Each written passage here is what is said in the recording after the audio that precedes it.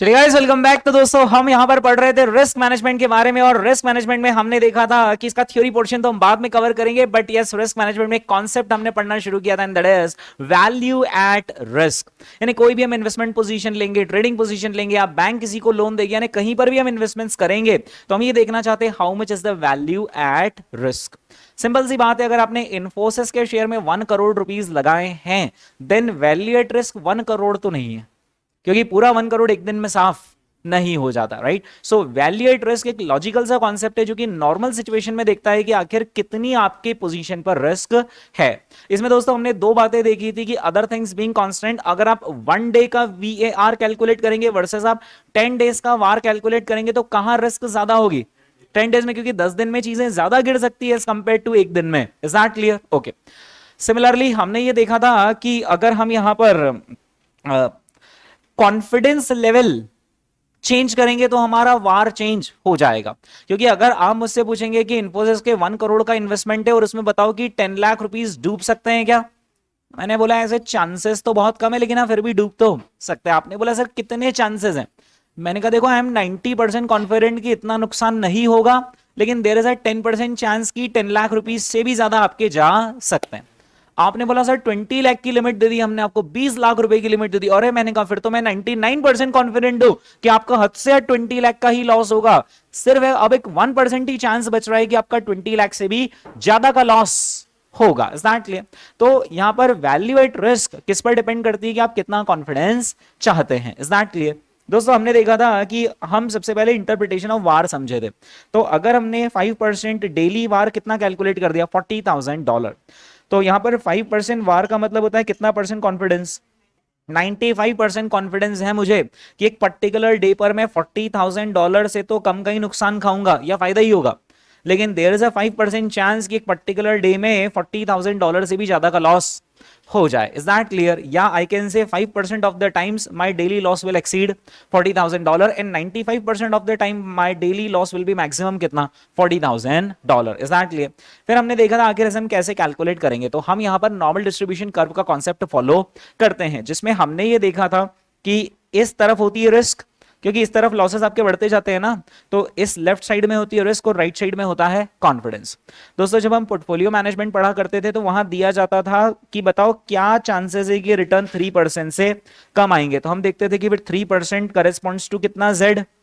और उसके लिए हम z का फॉर्मूला लगाते थे x minus x bar upon deviation, जिसमें 3% becomes x, 15% is the x bar and 12% is the deviation. तो ये आंसर कितना था? -1z। यानी हम कहते थे कि 3% करेस्पॉन्ड्स टू 1z, और 1z के सामने क्या देखते थे? एरिया। वो जो एरिया आता था वो यहां से यहां तक का आता था। सपोज करो वो एरिया आता था 0.3413, तो हम क्या बोलते थे कि 15.87% चांसेस हैं कि आपके रिटर्न 15.8 कि आपके रिटर्न 3% से कम आएंगे, राइट। वार के कैलकुलेशन में ठीक रिवर्स प्रोसेस होती है। वार के कैलकुलेशन में आपको एरिया तो निकालना ही नहीं, वो तो पहले ही दे देते हैं कि हमें 1% वार चाहिए या फिर 5% वार चाहिए या फिर 10% वार चाहिए, यानी एरिया तो पहले से ही दिया हुआ रहता है। हमें क्या करना होता है? एरिया के करस्पॉन्डिंग क्या निकालना रहता है? Z। एरिया के करस्पॉन्डिंग Z हम टेबल देखकर निकाल लेते हैं, और उस Z के करस्पॉन्डिंग का आखिर कितना लॉस है वो हमें पता करना रहता है, राइट। सपोज करो कि क्वेश्चन ने हमसे पूछा है कि हमें कैलकुलेट करना है, सपोज करो 10% वार, हमें क्या कैलकुलेट करना है? 10% वार। तो 10% वार के कैलकुलेशन में दोस्तों मैं क्या करूंगा, मैं यहां पर 10% वार के कैलकुलेशन में, एक मिनट यार मेरे पास टेबल का कुछ हो गया है, मैं आपको टेबल ओपन कर देता हूं। ऐसा उधर भी हुआ था, है ना? हम्म। तो 10% वार के केस में दोस्तों, 10% वार यानी आप इमेजिन तो कर पा रहे हो ना, 10% वार यानी यहां 10 है, इधर मतलब इधर 90% है, और 90 में से 50 इधर है, तो इधर कितना है? 0.40, है ना। तो मैं क्या करूंगा? 0.40 ढूंढूंगा। कहां है 0.40? ये रहा 0.40, ठीक है। और 0.40 कितने Z के सामने, मैं वो देखूंगा। कितने Z के सामने? 1.28 Z के सामने, राइट। अब मैं वापस से यहां पर आऊंगा और अब मैं बोलूंगा कि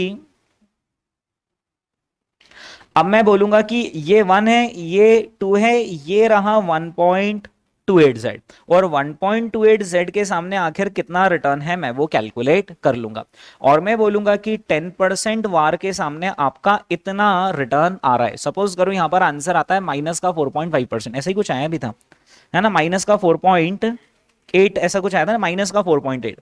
तो मैं यहां पर क्या बोल दूंगा कि विथ 10% चांस यानी विथ 90% कॉन्फिडेंस आई कैन से कि आपका हद से हद लॉस कितना होगा 4.8। 90% चांसेस है कि आपका हद से हद लॉस कितना होगा इन्फोसिस में 4.8, but there is still a 10% chance कि आपका loss might exceed 4.8%। Is that? इतना सिंपल होता है दोस्तों वार का कैलकुलेशन, राइट। अब क्योंकि ना वार एक सिंपल सा टॉपिक है और एग्जाम में इसका 4 मार्क्स के अप्रॉक्स का क्वेश्चन आता है, उससे ज्यादा का बनता भी नहीं, आप भी समझ रहे हो, राइट। क्योंकि बहुत स्टैंडर्ड प्रोसेस है इसकी, और स्टैंडर्ड प्रोसेस भी मैंने तो आपको स्टेप्स के फॉर्म में ही लिखवा दी थी। मैंने क्या स्टेप्स लिखवाई थी? सबसे पहले जो आपको वार दे रखा है उसके करस्पॉन्डिंग आप क्या पता कर लो? Z। और ये बहुत आसानी से याद भी रखा जा सकता है, मैंने आपको यहां पर बता भी दिए थे कि 10% वार के सामने Z कितना 1.28, 5% वार के सामने Z है 1.65, 2.5 में है 1.96 और 1% वार में कितना आता है 2.33। ये 4 नंबर हमें रटकर जाने हैं, ठीक है। हालांकि वो वहां पर देते हैं but there is a chance कि वो नहीं भी दें, ठीक है। देखो उनका कोई भरोसा नहीं रहता, राइट। तो और ये वैसे भी एक नया टॉपिक है जो इंट्रोड्यूस हुआ है, मतलब ये कोई बहुत पुराना टॉपिक नहीं, तो हमारे पास बहुत सारा हिस्टोरिकल एक्सपीरियंस अवेलेबल नहीं है कि वो देंगे या नहीं देंगे, राइट। तो हम तो ये 4 नंबर याद कर लेंगे, राइट। तो सबसे पहली स्टेप क्या होती है? मैंने स्टेप नंबर 1 में आपको क्या बता दिया कि सबसे पहली स्टेप में क्या कर लो? Z नंबर पता कर लो करस्पॉन्डिंग टू गिवन कॉन्फिडेंस, वो by looking at the probability table हमें पता चल जाएगा, यस। उसके बाद हम स्टैंडर्ड डेविएशन अगर परसेंटेज टर्म्स में दिया है तो उसको किस में कन्वर्ट कर लो? Into amount. ऐसा क्यों बोल रहे हो? क्योंकि ऐसा आईसीआई करता है, पहली बात। दूसरी बात ये है कि वार में अमाउंट ही डिफाइन होता है कि आखिर कितना वैल्यू एट रिस्क है, मतलब कितना अमाउंट, कितना डॉलर्स, कितना rupees is at risk, right. अब हम तीसरा कैलकुलेशन क्या कर लेते हैं? How much is the maximum loss, और उसमें फॉर्मूला होता है mu minus Z into division. Actually आया किससे? ये इसी फॉर्मूले से आया, राइट, जिसमें हमने जेड इंटू डिविजन यहां भेज दिया और ये माइनस का एक्स बार इधर आकर प्लस का एक्स बार बन गया। अब लगता ये है कि ये सब प्लस हो गए, बट इसमें से ये जो z होता है ना, ये z नेचुरली खुद ही किस में होता है? माइनस में होता है, क्योंकि आप एक्सट्रीम उस तरफ जा रहे हो ना, आप तो जाते ही इस तरफ हो, तो z कैसे ही आता है? माइनस में। तो फॉर्मूला क्या बनता है? Mu minus Z into deviation. Is that clear? Okay. तो यहां पर हम ये देख लेते कि मीन रिटर्न है 15 और हम 1.6 टाइम्स डेविएट हो सकते हैं। 12% हमारा डेविएशन है, तो हम कहां तक पहुंच जाएंगे? हम 4.8 तक के लॉस तक पहुंच जाएंगे। यानी कि दोस्तों यहां पर 10% चांसेस हैं कि हमारा लॉस 4.8 को भी एक्सीड कर जाए, 90% चांसेस हैं कि लॉस 4.8 से कम ही रहे। आप चाहे तो इसे ऑल्टरनेटिवली रुपीस की टर्म्स में भी पता कर सकते हैं, जहां पर मीन का मतलब होगा कि आखिर मीन रिटर्न आपका रुपीस में कितना है, डिवीजन कितना है और आपका डिवीजन रुपीस में कितना है, ठीक है, 4,80,000। और फिर लास्ट स्टेप होती है कि हम उसका क्या कर ले? इंटरप्रिटेशन कर ले। दोनों इंटरप्रिटेशन इसके करेक्ट होते हैं, ठीक है। हमें दोस्तों दोनों ही लिखकर आ जाना है। We are 95% confidence. एक मिनट, अपन ने 95 पर करा था क्या? 1.65% पर आता है क्या? ये आपको याद है? मुझे तो डाउट हो रहा है यार। अरे वो हमने कहीं लिखी थी ना टेबल, इसके बाद में है क्या? हाँ हाँ, देखो 1.65 कितने पर आ रहा है? 5 पर आ रहा है, ठीक है। 10 होता तो कितना था? 1.28, है ना। ओके, तो हम यहां पर क्या लिख सकते हैं? वी आर 95% कॉन्फिडेंट कि लॉस किसको एक्सीड नहीं करेगा? 480 को, and there could be again 95% of the time, right. और 5% चांस है कि आपका लॉसेस 480 को एक्सीड कर जाए इन अ पर्टिकुलर ईयर, ठीक है। ओके, ये तो हमने कॉमन नंबर्स याद रखने का बोल दिया था। फिर मैंने आपको एग्जांपल दिया था यार, गोल्डमैन वाला बंदा कितना ट्रेड साइज प्लेस कर रहा है? 20 लाख डॉलर्स का वो ट्रेड साइज प्लेस कर रहा है, और उस साइज पर उसका डिविजन कितना बनता है? $80,000। लेकिन हमने ये देखा था कि वो बंदे को कंपनी ने ना लिमिट लगा रखी है कि 99% कॉन्फिडेंस के साथ आपको ट्रेड करना है, और ट्रेड करते वक्त क्या होना चाहिए? 99% कॉन्फिडेंस कि आपका मैक्स टू मैक्स लॉस कितना हो? 150। फिर 1% हम चांस चला लेंगे, राइट। तो हमने कहा अब देखते हैं आखिर इसकी पोजीशन, ये जो पोजीशन लेने जा रहा है उस पर डेली वार आखिर है कितना, वो पता करने के लिए दोस्तों हमने क्या करा था? 1% के सामने वो z निकाल लिया था, और 1% के सामने z कितना आता है? 2.33, राइट। हमने बोला 80,000 है 1 डिवीजन, तो 2.33 डिवीजन तक जाना है, यानी कितना आता है ये? 186,400, राइट। इसे अगर हम डायग्राम के फॉर्म में देखें तो डायग्राम में दोस्तों 1% यहां पर आता है और 99% यहां पर आता है। अच्छा, इस क्वेश्चन ने मीन कुछ दिया था या मीन कुछ नहीं दिया था? इस क्वेश्चन ने मीन कुछ भी नहीं दिया था और डिवीजन कितना दे दिया था? $80,000। हमने कहा कि आज तक क्या होता था? आज तक हमें लॉस का परसेंटेज दिया जाता था, हम उसके सामने z निकालते थे और हम प्रोबेबिलिटी निकालते थे। लेकिन रिस्क मैनेजमेंट में प्रोबेबिलिटी दी थी, उसके सामने z और z के सामने लॉस निकालते हैं। हाँ, तो यहां पर दोस्तों z हमने कितना पता कर लिया? 2.33। अब 2.33 z का मतलब होता है 2.33 नंबर ऑफ डिविजन्स। वो जो z होता है वो क्या होता है, नंबर ऑफ स्टैंडर्ड डिविजन ही होता है। तो $80,000 का डेविएशन है और आप 2.33 टाइम आपको डेविएट होना पड़ सकता है यहां तक आने के लिए। मतलब आपको कितना नुकसान खाना पड़ सकता है, 186,400। यानी कि 99% कॉन्फिडेंस के साथ आप कह सकते हो कि मेरा मैक्स लॉस इतना होगा और 1% चांस है कि इससे भी ज्यादा लॉस हो सकता है, राइट। ये हमने इंटरप्रिटेशन लिख दिया और हमने बोला कि वो क्योंकि उसके टॉलरेंस लिमिट के बाहर जा रहा है इसलिए ये ट्रेड साइज तो वो प्लेस नहीं कर पाएगा। आखिर उसे उसकी पोजीशन साइज अब कितनी रखनी पड़ेगी, तो बंदा 186,400 का अल्टीमेटली उसका वैल्यू एट रिस्क आ रहा है when his position size is कितना, $20,000। तो अब उसको मैक्सिमम वैल्यू एट रिस्क कितना लगाना है, तो उसका पोजीशन साइज आखिर कितना होगा, that comes by cross multiplication. इतने का पोजीशन साइज लगाएगा बंदा सुखी रहेगा। Is that clear? ओके, हाँ ये चीजें दोस्तों हमने समझ ली थी, है ना। अब यहां पर वार के कैलकुलेशन में जो आईसीआई आपको घुमा सकता है ना, वो देखना कहां घुमा सकता है। पहले वो कहां घुमा सकता है वो समझ लें, क्योंकि क्या सिंपल टॉपिक रहता है तो वो फिर ऐसी छोटी मोटी हरकत करते कि चलो ये ऐसा दे दिया डेटा, अब ये पता है कि नहीं बच्चे को, राइट। यहां पर अगर वो आपसे डेली वार कैलकुलेट करवाना चाह रहे, क्या कैलकुलेट करवाना चाह रहे दोस्त, डेली वार, है ना, डेली वैल्यू एट रिस्क को कैलकुलेट करवाना चाह रहे, तो उनको जो स्टैंडर्ड डिवीजन देना पड़ेगा ना, वो भी डेली ही देना पड़ेगा। क्योंकि आप डेली डेविएशन $8,000 है तो आप देखोगे कि फिर मैं कितना डेविएट हो सकता हूं, या डेली डेविएशन $80,000 है तो आप देखोगे कि फिर मैं एक दिन में कितना डेविएट हो सकता हूं। क्योंकि मैं 1% ही चांस चाह रहा हूं, 99% कॉन्फिडेंस चाह रहा हूं, तो मुझे 2.33 टाइम्स डेविएट होना पड़ेगा। तो आपको जो डेविएशन का अमाउंट चाहिए वो कैसा चाहिए, डेली। यानी सिंपल सा थंब रूल पता है क्या है, if we have to calculate daily var then we need daily standard deviation। Similarly अगर उन्होंने आपसे वीकली वार पूछ लिया तो फिर आपको वीकली डेविएशन लगेगा, या उन्होंने आपसे एनुअल वार पूछ लिया तो आपको एनुअल डेविएशन लगेगा। ये जो गोल्डमैन वाला मैंने आपको एग्जांपल दिया था, इसमें हमें डेली वार कैलकुलेट करना था, हाँ, और मैंने जो आपको डेविएशन दिया था वो भी क्या था, डेली। ये देखो ना, the daily standard division of the position is $80,000। The point is, ये क्या मजे ले सकते एग्जाम में, है ना, ये आपसे डेली वार पूछ सकते हैं और आपको डेविएशन डेली ना देते हुए क्या दे दें, weekly, monthly, semi annually. Is that clear? या फिर एनुअली, है ना। या फिर आपको डेविएशन डेली दे देंगे और वार धीरे से पूछ लेंगे, वीकली वार कैलकुलेट करो, ठीक है। ओके, तो अब आप मुझसे क्या समझना चाह रहे हो कि वो कैसे कैलकुलेट करेंगे। Now that is pretty easy यार। आपका डेली डेविएशन कितना है, $80,000, और आपको डेली वार निकालनी है, यानी कुछ चेंज करना है, कुछ नहीं करना है, कुछ नहीं करना। लेकिन अगर मैं यहां पर आपसे डेली वार की जगह कितना पूछ लूं, वीकली वार, दोस्तों क्या आएगा आंसर बताइए। तो हमारा अभी डेली वार कितना आया था, 186,400 आया था ना। डेली वार, वार की बात कर रहा हूं यार, डिवीजन की बात नहीं कर रहा हूं मैं, डेली वार, है ना। कितना आ रहा है डेली वार, 186,400। तो कैन एनीवन टेल मी कि वीकली वार कितना होगा, मल्टीप्लाई बाय 7। अच्छा हाँ, अरे 7 से नहीं मल्टीप्लाई होगा, क्योंकि वर्किंग डेज या number of trading days Saturday Sunday off रहता है दोस्तों। अपने सीए पढ़ाई जैसा नहीं है वो, तो share market Saturday Sunday off रहता है। तो जो आपका डेली डेविएशन है वो हफ्ते में क्या 7 दिन डेविएट होंगी चीजें, या 5 दिन होंगी, 5 दिन, 5 डेज ही होंगी, यस। तो वीकली डेविएशन कैलकुलेट करने के लिए करेक्ट कॉन्सेप्ट क्या है, मल्टीप्लाई बाय 7 करेंगे या फिर मल्टीप्लाई बाय 5, मल्टीप्लाई बाय 5। या तो आप पहले एक काम कर लो, डेली वार कैलकुलेट कर लो और उसको मल्टीप्लाई बाय 5 कर लो, या फिर आप ऐसा भी तो कर सकते हो कि ये जो डिवीजन है, डेली डिवीजन है, इसको मल्टीप्लाई बाय 5 कर दो, it will become weekly division, और वीकली डिवीजन से जो वार कैलकुलेट होगी वो होगी ही वीकली। Is that clear? तो दोस्तों डेली डेविएशन या फिर डेली वार को अगर हमें वीकली वार में कन्वर्ट करना हो तो सिंपल क्या करना है, उसे मल्टीप्लाई बाय 5 करना। अगर आप ऐसा सोचते हैं तो आप गलत हैं। चलिए आते दोस्तों कॉन्सेप्ट कॉपी में।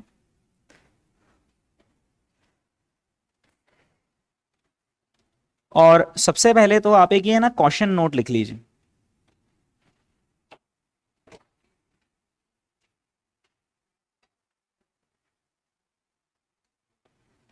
सबसे पहले मैं आपको एक क्वेश्चन नोट इस बारे में आपको आगाह कर रहा हूं दोस्तों कि ये जालिम क्या करेंगे, देंगे डेली डिवीजन और धीरे से पूछ लेंगे weekly war.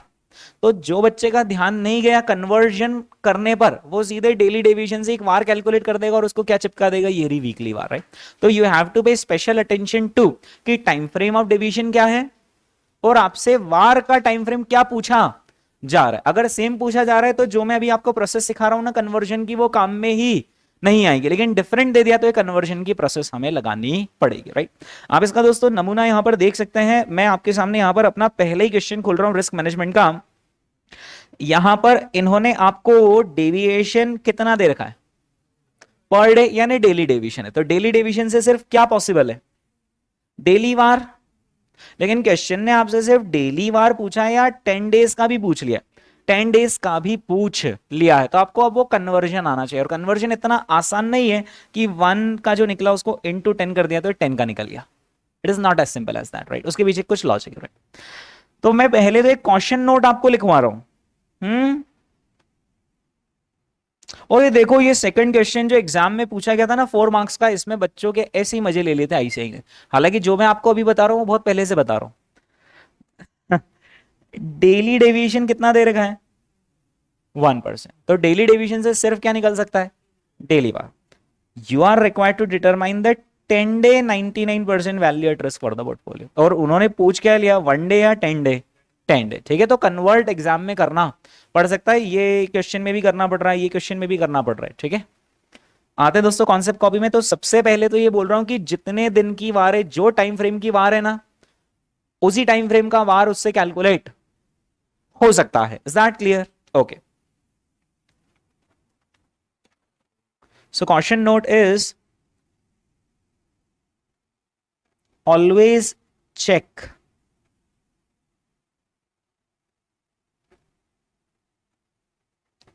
time frame of standard deviation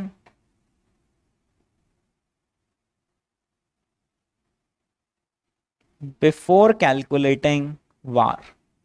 आप वार कैलकुलेट करें उससे पहले आप उसका टाइम फ्रेम चेक कर ले। बिकॉज, ऐसा क्यों बोल रहा हूं यार मैं, because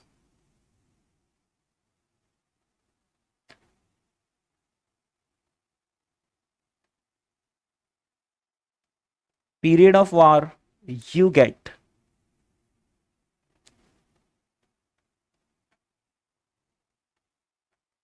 will correspond to the period of deviation you have used।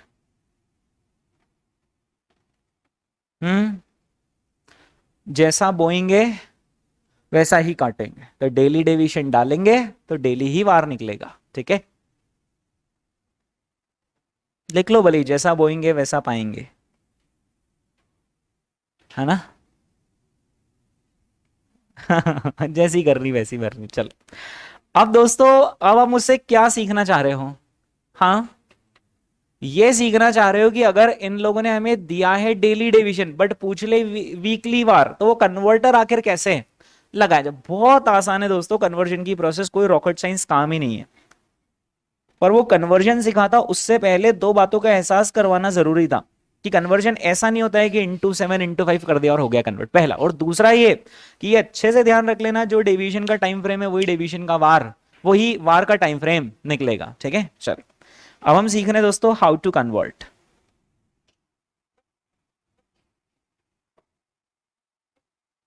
How to convert deviation from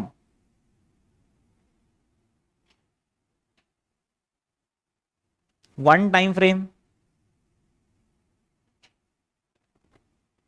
to deviation of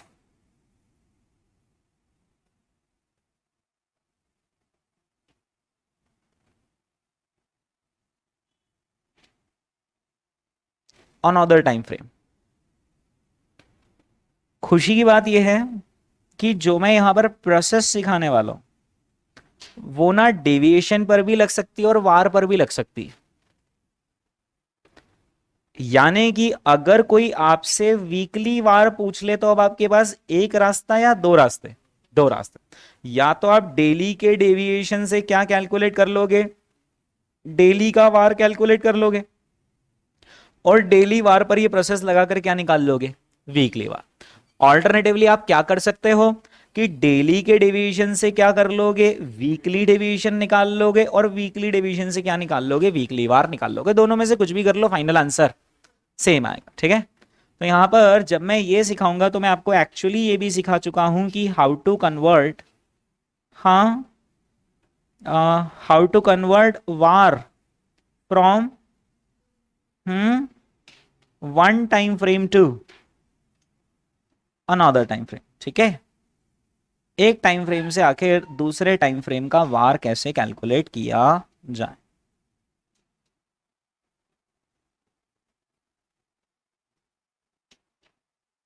okay, concept बहुत सिंपल है दोस्तों। कॉन्सेप्ट है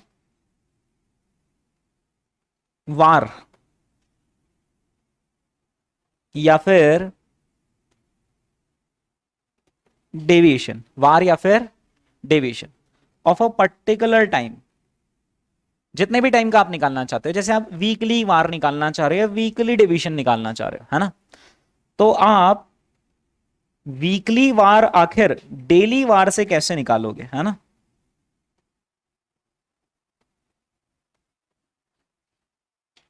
या फिर आप वीकली डेविएशन आखिर डेली डेविएशन से कैसे निकालोगे।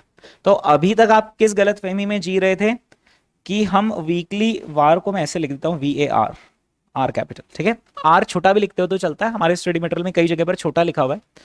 कई सारे लोग वार ऐसे लिखते हैं VAR, कई सारे लोग वार ऐसे लिख देते हैं। ठीक है, सब चलता है। हाँ, अभी तक अगर मैं आपको नहीं बताता कि गलत क्या है तो आप क्या बोलते हैं सर, डेली वार से अगर हमें सपोज करो वीकली वार निकालनी है तो सिंपल यहां पर मल्टीप्लाई में क्या कर देंगे 5, है ना, 7 की जगह 5 तो करेक्ट कॉन्सेप्ट है, कोई दिक्कत नहीं। या अगर आपको डेली डेविएशन से सपोज करो वीकली डेविएशन निकालना जहां पर time frame is the week, तो आप क्या कर लेते हैं इंटू 5। बस दोस्तों इंटू 5 नहीं करना है, इंटू अंडर रूट ऑफ 5 करना है। यानी कि वेरियांस टी इज इक्वल, मतलब सॉरी वेरियांस वर्ड गलत बोल दिया, वार टी यानी weekly VaR is equal to daily VaR into under root of T. या फिर अगर आपको वीकली डेविएशन निकालना है तो it is daily deviation multiplied by under root of T. यहां पर दोस्तों मन में सवाल तो आ रहा होगा, ऐसा क्यों, मतलब हम में क्या कमी थी अगर हमने अंडर रूट नहीं बोला था तो। हियर टी मीन्स, सबसे पहले तो टी का मीनिंग लिख लेते हैं। T means required time frame. T का मतलब क्या, required time frame for which we want to calculate VaR और डेविएशन, है ना।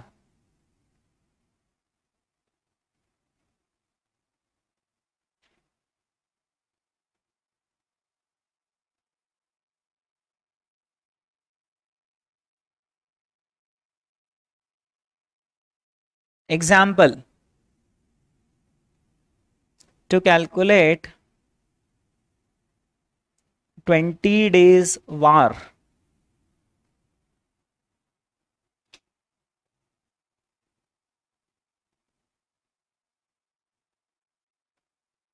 अगर हमें 20 डेज वार कैलकुलेट करना है तो यहां पर टी की क्या वैल्यू हो जाएगी, 20 हो जाएगी। ठीक है, एक ही चीज समझना चाह रहे हो दोस्तों आप मुझसे कि आखिर ये अंडर रूट क्यों कर दिया गया। ओके, मतलब क्या कमी रह गई थी दोस्तों, अगर हमने अंडर रूट नहीं किया होता, सिंपल डेली को इंटू टी भी कर देते तो बात तो वही थी ना। ओके, उसके पीछे दोस्तों लॉजिक समझे। अगेन लॉजिक हमारे पोर्टफोलियो मैनेजमेंट चैप्टर के कॉन्सेप्ट से आ रहा है। कॉन्सेप्ट ये है कि ये यहां से देखना है ना, आप इसको मत देखना, राइट, यहां से देखना। दोस्तों ये क्या लिखा है, डिवीजन लिखा है, स्टैंडर्ड डिवीजन लिखा है। स्टैंडर्ड डिवीजन पर कोई सा भी ऑपरेशन सीधे सीधे नहीं अप्लाई होता है। हाँ, समझ रहे हैं आप लॉजिक। अगर आपको स्टैंडर्ड डिवीजन, एक दिन के डिवीजन को 5 डेज के डिवीजन में कन्वर्ट करना है तो डेविएशन को इंटू 5 नहीं कर सकते। डेविएशन को, हाँ, आपको क्या करना पड़ेगा, पहले वेरियांस बनाना पड़ेगा और फिर आप बोल सकते हो कि अगर ये 1 डे का वेरियांस है तो ये 5 डे का वेरियांस है। यानी आप इसको क्या कर दोगे, इंटू टी कर दोगे। variance can be added to or subtracted from each other but divisions cannot be added to or subtracted from each other। अब अगर आप एक दिन का वेरियांस लेंगे, वेरियांस, एक मिनट, वार और वेरियांस में जमीन आसमान का अंतर, इनफैक्ट कोई कनेक्शन ही नहीं है। तो एक दिन का वेरियांस से 5 दिन का वेरियांस कैसे निकलता है, इंटू 5 करके। तो अब ये क्या आ जाएगा, ये आ जाएगा 5 दिन का वेरियांस, पर हमें तो क्या चाहिए, 5 दिन का डिवीजन। तो हम सबको क्या कर देंगे, अंडर रूट, ये स्क्वायर से अंडर रूट कैंसिल हो जाएगा, यहां पर स्क्वायर से अंडर रूट कैंसिल हो जाएगा, लेकिन ये जो बेचारा टी है ये अंडर रूट के नीचे आ जाएगा। तो deviation for a particular time frame is equal to daily deviation into under root of the time frame. Is that clear? ठीक है, समझ में आ गया अंडर रूट टी का लॉजिक, है ना? ओके, अब क्या करें, बस वो तो एग्जाम्पल से एक आध कन्वर्ट करके देख लेते हैं। ठीक है, ओके। अब दोस्तों यहां पर मैंने आपको एक स्टैंडर्ड लिस्ट बनवाना चाह रहा हूं कि कभी कभी ये लोग क्या करेंगे, ये हमें नंबर ऑफ डेज नहीं देंगे। कभी कभी ये लोग क्या करेंगे, हमें नंबर ऑफ डेज नहीं देंगे और बोल देंगे कि बच्चों ये रहा डेली डेविएशन, कैलकुलेट करो मंथली वार। क्या कैलकुलेट करो, मंथली वार। अब उन्होंने ये तो दिया ही नहीं कि एक मंथ में आखिर कितने डेज होते हैं, तो एक स्टैंडर्ड चलता है। 30 डेज तो नहीं ले सकते हैं, क्योंकि 30 डेज में क्या रोज ट्रेडिंग होती है क्या? यहां पर जो हम कैलकुलेट कर रहे हैं वार, वो ये देख रहे हैं ना कि एक दिन में कितना नुकसान हो सकता है। अच्छा, आपको ये पता है ना कि शेयर मार्केट में आपका सैटरडे संडे तो नुकसान ही नहीं हो सकता, क्योंकि मार्केट बंद रहता है, तो आपका नुकसान 7 में से सिर्फ 5 ही दिन होता है ना? शेयर मार्केट में। तो यहां पर आपको अब मुझसे ये जानना है कि सर 1 वीक में कितने ट्रेडिंग डेज होते हैं, 1 मंथ में कितने ट्रेडिंग डेज होते हैं, हाफ ईयर में कितने ट्रेडिंग डेज होते हैं, और एक ईयर में कितने ट्रेडिंग डेज होते हैं। जितने ट्रेडिंग डेज होते हैं ना, उतना ही यहां पर टी लिया जाता है, फॉर ऑब्वियस रीजन, क्योंकि जो आपका नुकसान होगा, डिवीजन होगा, वो उसी दिन होगा जिस दिन मार्केट में ट्रेड हो रहा है। जिस दिन ट्रेड ही नहीं होगा उस दिन डिवीजन कैसे होगा? Is that clear? ओके, तो दोस्तों स्टैंडर्ड रूल क्या है वो मैं यहां पर आपको बता देता हूं।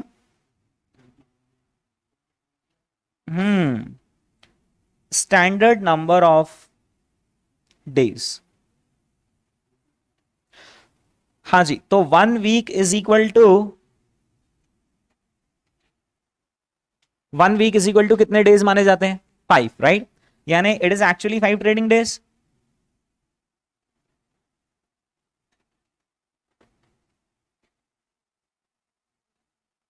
ओके, फिर इसके बाद क्या बताना है मुझे आपको, 1 वीक के बाद 1 मंथ। 1 मंथ में दोस्तों स्टैंडर्ड अजम्पशन होता है 20। देखो 30 तो दिन ही होते हैं, उसमें वो सैटरडे संडे निकल जाते हैं, तो 4 वीक्स में 8 तो वही निकल गए, 22 बचे। फिर छुट्टियां तो होती है ना, त्योहार आते रहते हैं ना, तो एक स्टैंडर्ड अजम्पशन ये लिया गया that 1 month is equal to how many trading days, 20 trading days, right? ये स्टैंडर्ड अजम्पशन है, ठीक है। फिर इसके बाद सेमी एनुअल, तो सेमी एनुअल में माना गया है 125 ट्रेडिंग डेज माने गए, ठीक है। यानी बेसिकली अगर आप इसको 6 से मल्टीप्लाई करोगे तो आंसर कितना आ जाएगा, 120। लेकिन एक थोड़ा सा बेनिफिट दिया गया है, क्योंकि एक महीने में 2 छुट्टियां नहीं आती, नॉर्मली एक छुट्टी आती है, एक से थोड़ी सी ज्यादा छुट्टी आती है, राइट? तो यहां पर उसका इफेक्ट दिया गया है। सेमी एनुअल को कितना माना गया है, 125 ट्रेडिंग डेज, राइट? और एनुअल, एनुअल के केस में दोस्तों 2 कॉन्सेप्ट चलते हैं, एक चलता है 250 डेज का और एक चलता है 252 डेज का, ठीक है। मतलब annual number of trading days या तो 250 होते हैं या फिर 252 होते हैं, राइट? दोनों ही चलते हैं। कुछ लोग 250 से सॉल्व कर देते हैं, कुछ लोग 252 से सॉल्व करते हैं, राइट? हमें क्या करना है, हमें आईसीआई बताएगा, वो बता देगा कि annual number of trading days आपको 250 लेने या फिर 252 लेने। अगर क्वेश्चन साइलेंट हो तो हमें अजम्पशन से करके आ जाना है, ठीक है। ओके, हाँ जी। क्वार्टरली अगर होगा तो फिर तो 60 लेना पड़ेगा, बट क्वार्टरली का कोई स्टैंडर्ड नहीं है बेसिकली, है ना? तो quarterly it should be around 60, यानी 61 ऐसा कुछ रहेगा। बट क्वार्टरली का कोई ऐसा नंबर डिफाइंड नहीं, मतलब दुनिया में जो पॉपुलर चलता है वो वीकली चलता है, मंथली चलता है या फिर एनुअल चलता है, सेमी एनुअल भी नहीं चलता है, राइट? दोस्तों एक छोटा सा एग्जाम्पल ले लेते हैं ताकि ये कॉन्सेप्ट हमें क्लियर हो जाए। Example, if daily war is कितने dollars, $10,000। now we have to calculate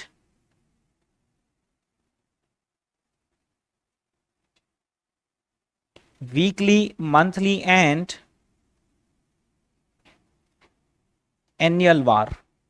और एनुअल वार के लिए ब्रैकेट में कितने डेज दे दिए गए हैं, 250 डेज। यूं कर देंगे दोस्तों इस क्वेश्चन को हम, फॉर्मूला तो हमें आता ही है, हाँ जी।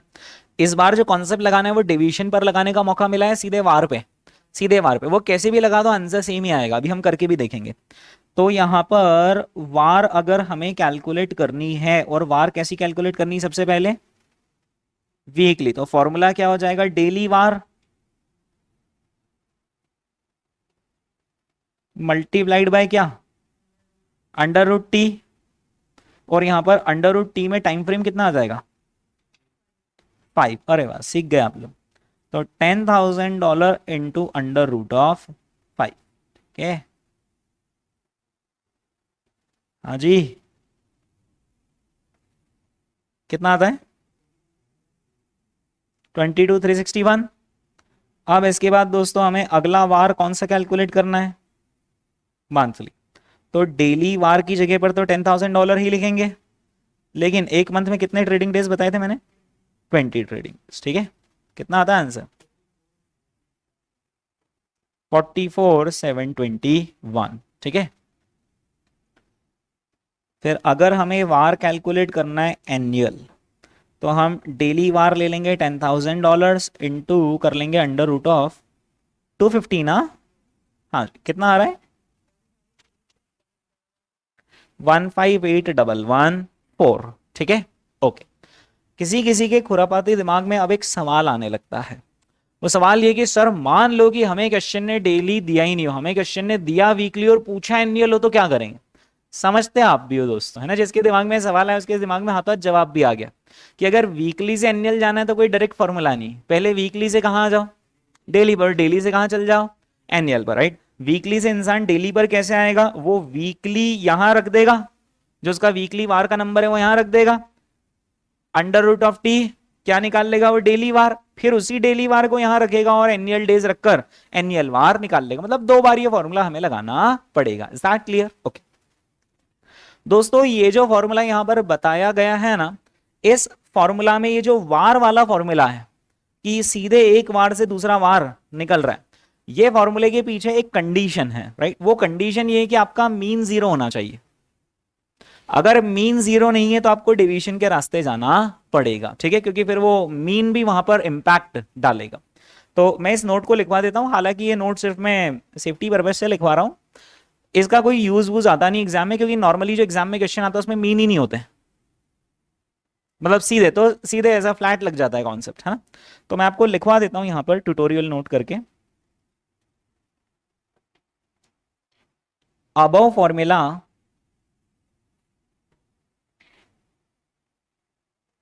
For converting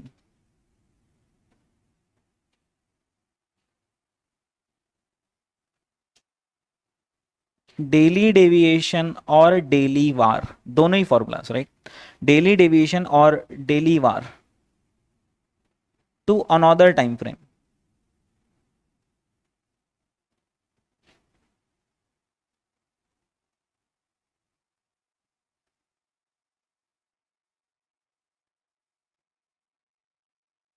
works well when mu, that is mean, is 0। जब मीन 0 होता है तो फिर ये फॉर्मूला काम करता है। आपको चिंता की कोई बात ही नहीं, एग्जाम में मैं ये नहीं भी लिखवाता ना तो भी आपका सही होता, क्योंकि आईसीआई कन्वर्टर वाला फैक्टर ही तब लगाएगा जब ये कंडीशन होल्ड गुड कर रही होगी। Is that clear, okay. तो दोस्तों हमने ये सीखा कि किस तरीके से एक टाइम फ्रेम के वार या डिवीजन को दूसरे टाइम फ्रेम के वार या फिर डिवीजन में कन्वर्ट करना। Is that clear, okay. एक आध क्वेश्चन करते हैं ना दोस्तों, फिर उसके बाद एक आध और कॉन्सेप्ट आपको सिखाना रहेगा बाद में। आते हैं हम क्वेश्चन पर, रिस्क मैनेजमेंट के दोस्तों क्वेश्चन नंबर 1 पर अब आप पधारने का कष्ट करें। एक दो क्वेश्चन हम यहां पर करेंगे तो चीजें हमें अच्छे से समझ में आ जाए। सपोज यू होल्ड कितने crore rupees, 2 crore shares of X limited whose market price standard division is 2% per day. यानी इस शेयर का जो मार्केट प्राइस है वो कितने से डेविएट हो जाता है डेली, 2% से डेविएट हो जाता है on daily basis. Assuming how many trading days in a year, 252. Determine maximum loss level over the period of 1 trading day। मतलब एक दिन में इंसान हद से हद कितना नुकसान कर सकता है। अब एक आम इंसान पता है अब भी आंसर ही दे देगा, वो बोलेगा कि 2 करोड़ और 2% का डेविएशन, तो ये रहा आपका लॉस। लेकिन एक मिनट ये भी तो देखो कि वो कितने कॉन्फिडेंस पर पूछ रहा है। Is that clear? क्योंकि आप जो अभी आंसर दे रहे हो वो 99% कॉन्फिडेंस पर नहीं है, वो 1 डेविएशन के बराबर कॉन्फिडेंस पर है ना, 84.13%। आपको तो कितना कॉन्फिडेंस चाहिए? 99% कॉन्फिडेंस पर वही आंसर चाहिए। मेरी बात आप समझ गए क्या मैंने क्या बोला? एक बार समझ लो यार, मेरा कॉन्फिडेंस बन जाएगा। देखो ये रहा 1 डेविएशन, और 1 डेविएशन के सामने कितना कॉन्फिडेंस होता है? 84.13। तो अगर आपने 1 ही डेविएशन लगाया 2 करोड़ का 2% ही लगा दिया आपने, यानी आपने एक ही स्टैंडर्ड डेविएशन उसको पीछे भेजा, तो आपने बोल दिया कि इस बंदे का हद से हद लॉस कितना हो सकता है? 4 लाख। आपसे बोलेंगे 99% कॉन्फिडेंट हो, आप बोलेंगे नहीं मैंने सिर्फ एक ही डेविएशन पीछे गया हूं, तो मैं इतना ही कॉन्फिडेंट हूं जितना एक डेविएशन पीछे जाकर होता है।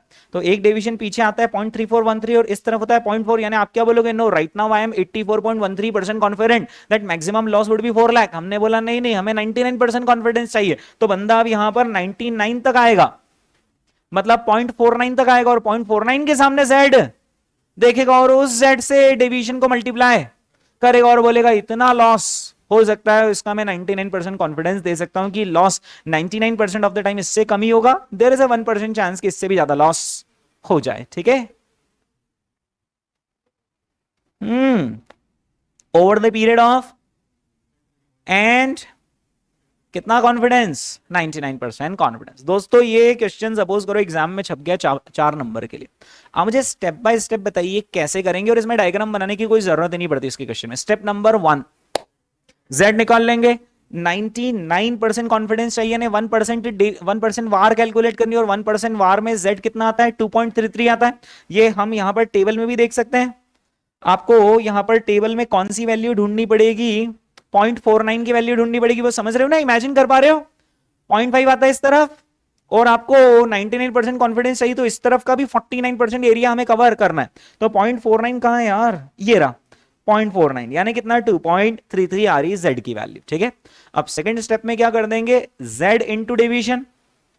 दोस्तों यहां पर डेविएशन कितना है हमारा? 2% है। अब आपके पास दो ऑप्शन है, या तो आप परसेंटेज में ही अप्लाई कर दो चलेगा और फाइनल आंसर रुपीस में लिख दो, बट आईसीआई यूजुअली क्या करता है, इस परसेंट को पहले 2 करोड़ पे अप्लाई कर देता है और बोल देता है कि 1 डिवीजन इज इक्वल टू कितने लाख रुपीस? 4 लाख रुपीस। तो 2.33 डिवीजन बराबर कितने रुपीस? 9,32,000, राइट, यानी 9.32 लाख आ गया। यस, तो ये 9.32 लाख ही हमारा फाइनल आंसर भी है, क्योंकि मीन तो कुछ है ही नहीं कि मीन में से प्लस माइनस करके देखें। तो 9,32,000 rupees is the maximum loss we can say with कितना confidence? 99, and there is a 1% still chance की लॉसेस में एक्सीड कितना? 932। Is that clear? ओके, अब दोस्तों यही काम हमें कितने ट्रेडिंग डेज पर करना है? 10 ट्रेडिंग डेज पर। इसको करने के दो तरीके।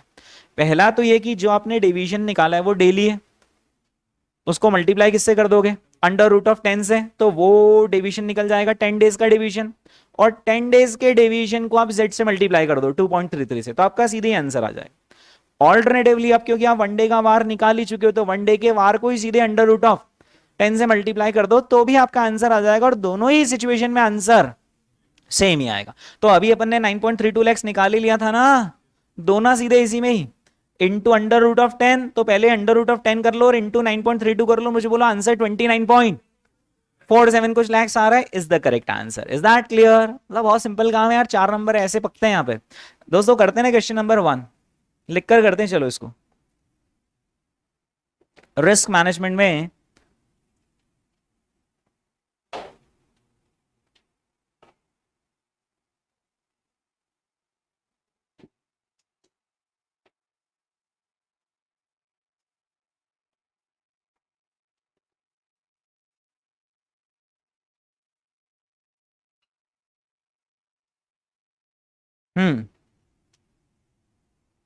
तो स्टेप नंबर 1 कि हमें z निकालना पड़ेगा corresponding to the confidence level. Okay, अच्छा अब एग्जाम में आप चाहो तो स्टेप 1, स्टेप 2, स्टेप 3 ऐसा वर्ड लिखो या मत लिखो, कोई फर्क नहीं पड़ता। वो स्टेप 1, 2, 3 लिखने के मार्क्स देते ही नहीं, वो तो इधर देखते हैं कि जो नंबर आउटपुट आ रहे हैं ना वो मैच हो रहे हैं, तो नंबर, नहीं तो कोई नंबर नहीं। तो आपकी मर्जी, आपको स्टेप 1, 2, 3 लिखना है या फिर नहीं लिखना। अपन लिख देते हैं, उससे क्या अपना खुद का एक सेटिस्फेक्शन रहता है कि मैं सही सही जा रहा हूं, मतलब हवा में तीर नहीं चला रहा हूं, राइट। तो स्टेप नंबर 1 क्या होती है दोस्तों हमारी? Step number 1, find Z number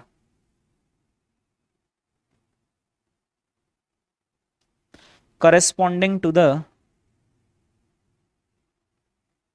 99% confidence level.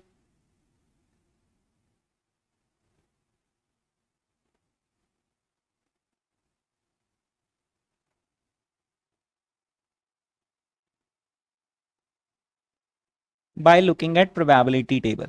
ठीक है, तो हम क्या बोलेंगे? at 99% confidence level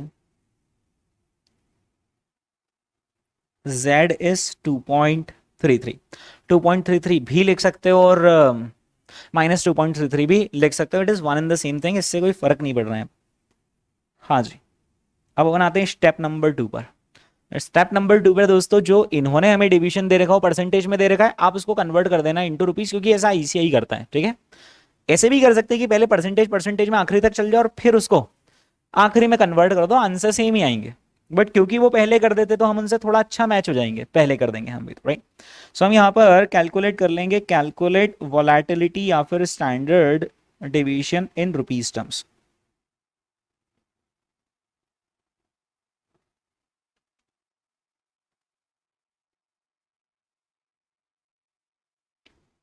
हाँ जी, तो कितने करोड़ की पोजीशन है वो?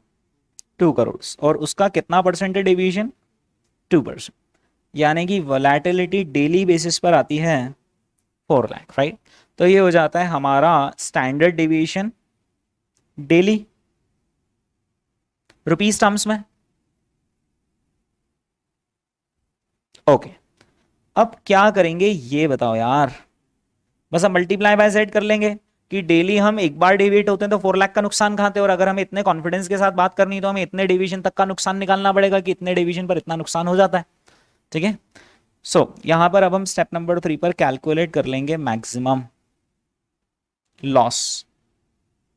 सबसे पहले हम मैक्सिमम लॉस कैलकुलेट कर रहे हैं for 1 day at 99% confidence level, और उसका फॉर्मूला भी आपको पता होगा, maximum loss is equal to क्या? फॉर्मूला बोल दो दोस्तों, है ना, z मल्टीप्लाइड बाय डिवीजन, यही तो होता है फॉर्मूला। 2.33 इंटू रुपीज 4 लाख, तो ये आ जाता है 9,32,000। कैसे भी लिख सकते हो, 9.32 लैक्स भी लिख सकते हो और 9,32,000 पूरा भी लिख सकते हो, राइट। तो 9.32 लैक्स आता है हमारा मैक्सिमम लॉस एक दिन में, और ये हम 99% कॉन्फिडेंस के साथ चीज को कह पा रहे हैं। ठीक है, अब इसमें आइडियली आप इंटरप्रिटेशन लिख देना, क्योंकि मोस्ट ऑफ द टाइम्स वो लोग लिखेंगे और हमारे साथ रिस्क क्या हो जाती है, हमने नहीं लिखा और उन्होंने लिख दिया तो ज्यादा प्रॉब्लम हो जाती है, राइट। एक आध नंबर बिना बात कट जाए, राइट। तो इसका इंटरप्रिटेशन क्या है वो लिख देना। ये हमारी एक तरीके से स्टेप 4 हो जाती है। जैसे ये वाला क्वेश्चन है, इसमें नहीं लिखा हुआ इंटरप्रिटेशन, बट आदत बना लो लिखना है, राइट। Interpretation of VaR. तो इसके इंटरप्रिटेशन क्या होता है? पहला होता है ना, there is a 99% confidence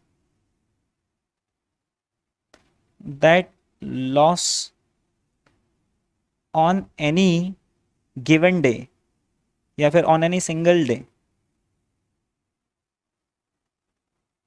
will not be more than, या विल नॉट एक्सीड, कुछ भी लिख सकते हैं, will not be more than rupees 9,32,000, और there could be a gain, मतलब हद से हद लॉस इतना होगा, हो सकता है इससे कम लॉस और हो सकता है हमें उस दिन फायदा ही हो जाए। और हम 99% शर्त लगा सकते हैं, और ऐसी शर्त भी लगाएंगे तो हम 99 बार जीत जाएंगे आउट ऑफ 100 टाइम्स, कि पक्का लॉस 932 से कम ही आएगा, राइट। लेकिन एक बार दोस्तों हम शर्त एक बार ही हार भी जाएंगे, right. There is 1% chance that loss will be कैसा, more than 9,32,000 on any given day, और इससे ज्यादा नुकसान हो सकता है उसके 1% चांस है, क्योंकि शेयर मार्केट में चलता ही सब कुछ प्रोबेबिलिस्टिक है, कंफर्म तो कुछ होता ही नहीं है, राइट। हाँ, अरे अभी तो इस क्वेश्चन में वो भी तो बाकी है यार, 10 डेज का, राइट। तो 10 डेज का कैलकुलेशन करने के हमारे पास दो तरीके हैं। पहला तरीका तो क्या है, सीधे ये जो एक दिन का कैलकुलेट कर रहा है इसको √10 से मल्टीप्लाई करो, 10 का निकल जाएगा। दूसरा तरीका मालूम है क्या है, ये जो डेली का आ रहा है इसको √10 से मल्टीप्लाई कर दो, तो ये क्या बन जाएगा, डिवीजन कैसा, वीकली। जरा बताना दोस्तों डिवीजन वीकली कितना आता है, √10 करेंगे और इंटू 4 लाख करेंगे, जल्दी बोल दो। 12 लाख 64,911 आ गया, ये आ गया हमारा वीकली डिवीजन। और वीकली डिवीजन को किससे मल्टीप्लाई कर देंगे, 2.33 से, you will get the same answer जो आप अदरवाइज अभी बता रहे थे, कितना, 29 पॉइंट। इज दैट क्लियर, वही वैसे भी आ रहा है ना, तो दोनों में से कैसा भी कर लो, ठीक है। डायरेक्ट ही कर लें, वही ज्यादा सही, पर बंदा समझने के पॉइंट ऑफ व्यू से दोनों कर ले, ठीक है। चलिए, तो अब हम यहां पर कर रहे हैं calculation of 10 days VaR. 10 days VaR में अपने पास एक है ऑल्टरनेटिव 1 और एक है ऑल्टरनेटिव 2। तो फिर क्या कह रहे हैं, ऑल्टरनेटिव 1 में तो सीधा ही करें यार। ऑल्टरनेटिव 1 में बोलेंगे वार वीकली, नहीं नहीं वीकली नहीं, 10 days. 10 days value at risk is equal to your value at risk daily into √t, और यहां पर t का मतलब क्या आएगा, 10। तो यहां पर वैल्यू एट रिस्क हमें कैलकुलेट करनी है 10 डेज की, तो आंसर क्या आता है, 29.47 लैक्स। 9,32,000 ले लिया आपने डेली का वार, और उसको हमने कर दिया √10, ठीक है। ऑल्टरनेटिव 2 है, फर्स्ट कैलकुलेट 10 डेज डिविएशन।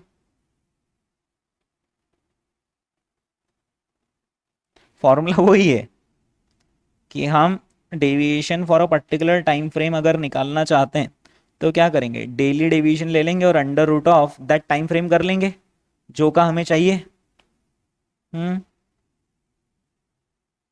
तो डेली डेविएशन कितना निकला था, 4 लाख्स, और 4 लाख्स को हम कर लेंगे √10।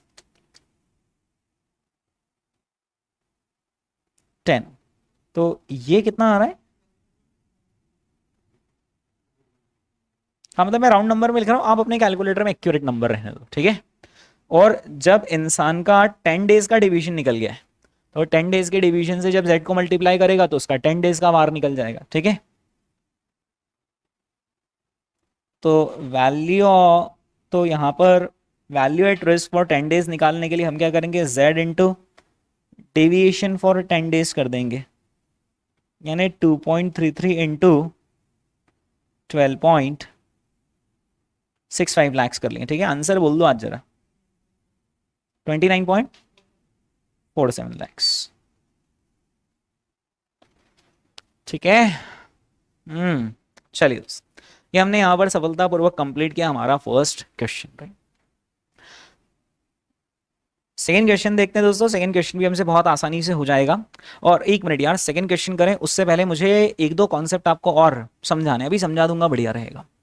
वो ये है कि जब आप एक शेयर लेते हो और एक शेयर की कुछ रिस्क होती है, और उस शेयर की जो रिस्क होगी उसके हिसाब से उसका वैल्यू एट रिस्क निकलेगा। शेयर का कुछ डिवीजन होता है ना, और डिवीजन के हिसाब से क्या निकलता है, वैल्यू एट रिस्क।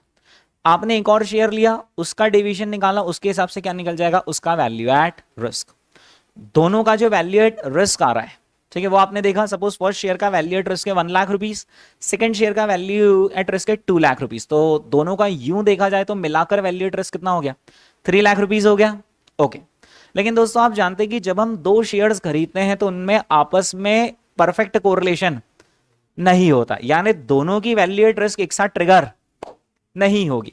जब आप इन दो शेयर्स को पोर्टफोलियो में कंबाइन करेंगे, राइट, तो क्या पोर्टफोलियो का डेविएशन इन दोनों के डेविएशन का वेटेड एवरेज आएगा या दोनों के वेटेड एवरेज से कम आएगा? डेविएशन कम आएगा। उसका सरल शब्दों में मतलब है कि दोनों का जो वार वैल्यू एट रिस्क आया है उसका वेटेड एवरेज वार आएगा पोर्टफोलियो का, या उससे कम आएगा? उससे कम आएगा, राइट। सपोज करो इसका वार है 1 लाख, उसका वार है 2 लाख, दोनों को मिलाया तो कितना आया? 3 लाख वार। लेकिन जब हमने पोर्टफोलियो के अंदर इनको रखा तो इनका वार आया सिर्फ 2,65,000। इसका मतलब है कि there is a benefit of diversification in terms of reduced value at risk. And how much is the benefit of diversification? 35,000 rupees. कि इससे 35,000 रुपीज से आपकी वैल्यू एट रिस्क कम हो गई, राइट। तो इस पैटर्न का भी दोस्तों एक क्वेश्चन बन सकता है। हालांकि ऐसा कोई क्वेश्चन अभी तक स्टडी मटेरियल में तो दिया हुआ नहीं है ना। तो अब मैं फिर इसको आपको कैसे करवाऊं यार? एग्जाम्पल में ही करवाना पड़ेगा। और एक काम करूंगा, एग्जाम्पल में करवाने की बजाय ये जो हमारा क्वेश्चन है ना, यहाँ पर क्वेश्चन नंबर 2, ये इन्होंने पूछा तो रिलेटेड टू पोर्टफोलियो ही है ना। बस इसके अंदर उन्होंने ये एक एक्स्ट्रा पॉइंट जो अभी जस्ट मैंने आपको बताया वो पूछा नहीं है। तो मैं इसी क्वेश्चन को करवाने के बाद what if we have to calculate this, वो करवा दूंगा। ठीक है, करते हैं दोस्तों इस क्वेश्चन को। कॉन्सेप्ट क्या है वो आप समझ गए हैं? ओके, एक्स्ट्रा बोनस कॉन्सेप्ट है, ऐसा अभी तक तो उन्होंने पूछा नहीं। 4 मार्क्स का दोस्तों क्वेश्चन ये रहा आपके सामने। नवंबर 2019 में दोस्तों ये क्वेश्चन टेस्ट हुआ था। Consider a portfolio consisting of, बाप रे कितने बड़े बड़े अमाउंट रहते हैं, 2 करोड़ है ना। Consider a portfolio consisting of rupees 2 crore investment in XYZ and O, अभी तो और बाकी है, एंड रुपीज 2 करोड़ का investment in share of ABC, यानी टोटल इन्वेस्टमेंट हो गया कितना? 4 करोड़ रुपीज। आधा इधर आधा उधर, वेटेज देखा जाए तो आधा आधा हो गया, 50-50 weightage. The daily standard division of both shares is 1%, है ना। गौर फरमाइए दोस्तों, डिवीजन कैसा दे रखा है? डेली। मतलब अब अगर इससे निकालेंगे तो वार निकलेगी तो डेली, ठीक है। And at the coefficient of correlation, coefficient of correlation मतलब कोरिलेशन ही होता है, जो कोरिलेशन का नंबर आता है उसी को कोएफिशिएंट ऑफ कोरिलेशन भी बोलते हैं, ठीक है। Coefficient of correlation between them is कितना? 0.3। You are required to determine the 10 day. तो शाणे बन रहे लोग एग्जाम में, डेली का डिवीजन दे रहे और पूछ क्या रहे हमसे? 10 डे का पूछ रहे हैं। Okay, you are required to determine the 10 day 99% value at risk. अब ना कायदे से उनको छापना 99% नहीं चाहिए, करेक्ट कॉन्सेप्ट है कि वो क्या छापे? 1%। लेकिन उनकी सारी गलतियां माफ है। यहां पर बच्चे में इतना कॉमन सेंस होना चाहिए कि 99% वैल्यू, 1% कॉन्फिडेंस क्या रखेगा? इससे तो विदाउट कॉन्फिडेंस ही बात कर, है ना। 1% तो वो एक्चुअली अदर वे राउंड है। मतलब आपको उसको क्या पढ़ना है एग्जाम में? 99% कॉन्फिडेंस पढ़ना है और 1% वैल्यू एट रिस्क पढ़ना है, ठीक है। ओके, कैसे होगा दोस्तों ये क्वेश्चन? दोनों का हमें नहीं, दोनों का वार अलग अलग नहीं निकालना है दोस्त। यहां पर जो वार पूछा है वो दोनों का अलग अलग नहीं पूछा है। किसका पूछा है? पोर्टफोलियो का पूछा है। Very good, right. हम सबसे पहले क्या कर लेंगे? पोर्टफोलियो का स्टैंडर्ड डिवीजन निकाल लेंगे। क्या आपको आज भी याद है क्या था फॉर्मूला?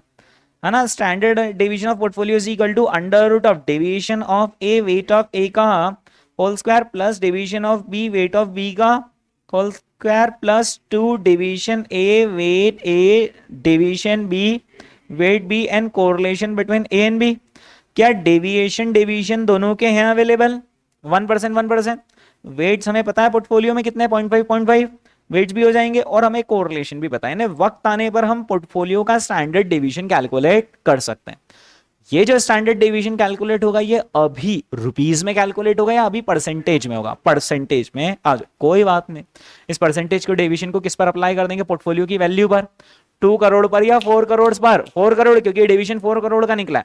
4 करोड़ पर जब आप ये परसेंटेज मल्टीप्लाई कर दोगे तो आपका डिवीजन रुपीस में आ जाएगा। यस और नो? यस, डिवीजन आ गया रुपीस में। ओके, अब आपको ये ध्यान रखना है कि 99% कॉन्फिडेंस चाहिए, यानी जेड कितना? 2 पॉइंट, कुछ नहीं करना है दोस्तों, क्वेश्चन ही हो गया एग्जाम में, 4 नंबर पके अपने।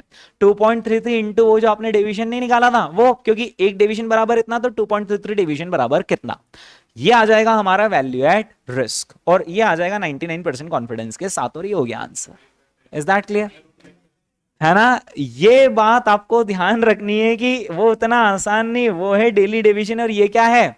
10 डे वार, राइट। तो जो अभी आपकी वार निकली है वो डेली वार निकली। या तो डेली वार निकालकर इसको क्या कर लो? Multiply by under root of 10, या फिर वो जो आपने डेली डिवीजन नहीं निकाला था उसको अंडर रूट ऑफ 10 से मल्टीप्लाई कर लो, तो वो 10 डेज का डिवीजन निकल जाएगा और इनटू z यानी 2.33। Is that clear? ठीक है, ओके। अपन इस क्वेश्चन को इस तरीके से करते हैं, आईसीआई ने बहुत थोड़ा सा एक स्लाइटली डिफरेंट तरीका अपनाया है, हालांकि उससे कोई फर्क नहीं पड़ना, आपका आंसर करेक्ट ही हो जाना है, राइट।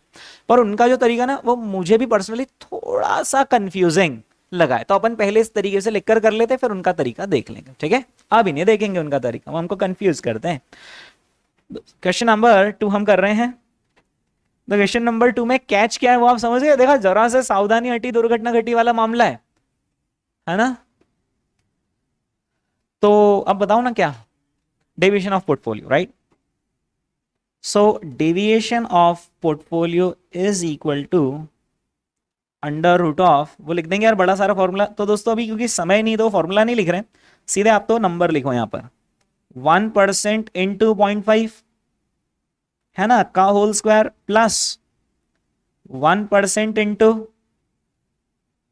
0.5 का वेट का whole square plus 2 into 1% into 0.5 into 1% into 0.5 into correlation कितना है 0.30, ठीक है।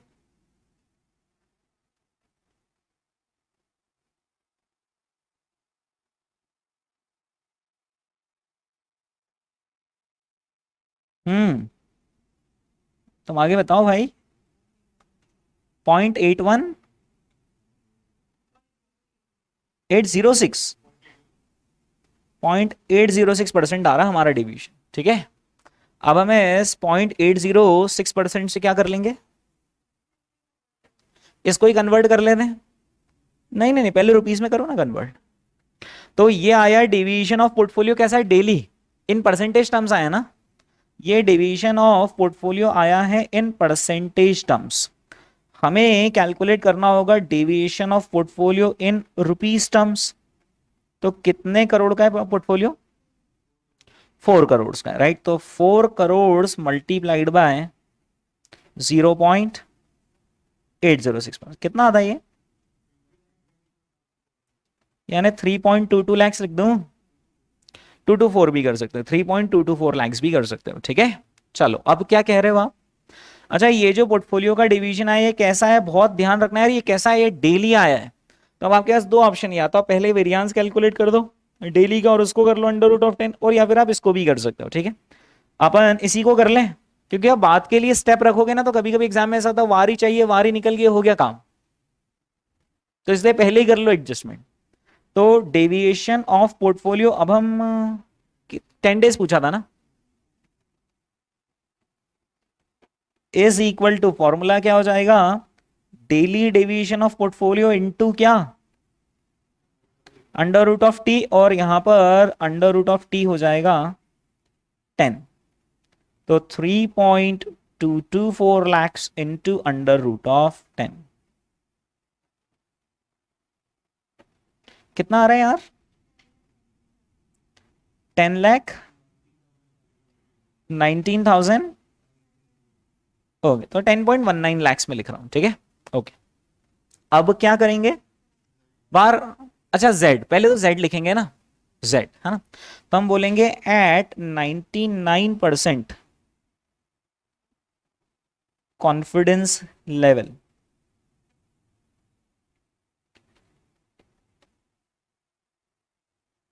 Referring probability table gives z score of कितना, 2.33, ठीक है। तो बस आप कैलकुलेट कर लेंगे, therefore 10 days value at risk आती है z इंटू डेविएशन, यानी कि 2.33 इंटू 10.19 लैक्स। कितना बता रहे हो आंसर? 23.75 लैक्स, ठीक है। हमारे आंसर आईसीआई से थोड़े से डिफरेंट आ रहे हैं, बिकॉज उन्होंने क्या करा कि उन्होंने 3.22 लिख दिया और 4 नहीं लिखा, तो टू दैट एक्सटेंट डिफरेंस आएगा, which is a tolerable difference, right. Rounding off के एरर टॉलरेबल होते हैं। तो 23.75 लैक्स आ गया हमारा आंसर, ओके। अब अपना आंसर उनसे ना परफेक्ट मैच हो रहा है, पर जब उनका थोड़ा सा आप ना वो देखोगे ना सोल्यूशन, तो आपको ऐसा लगेगा कि यार इन्होंने गलत कर दिया है। अच्छा, ये जो हम आंसर तक पहुंचे, अब उसके दो तीन रास्ते हैं। जैसे पहला रास्ता क्या है कि आप तो डेली डेविएशन ही लो, और डेली डेविएशन को ही आप 2.33 से मल्टीप्लाई कर दो तो ये डेली वार निकल जाएगा, और फिर इस डेली वार को अंडर रूट ऑफ 10 से कर दो तो ये 10 डेज वार आ जाएगा। आंसर सेम ही आएगा।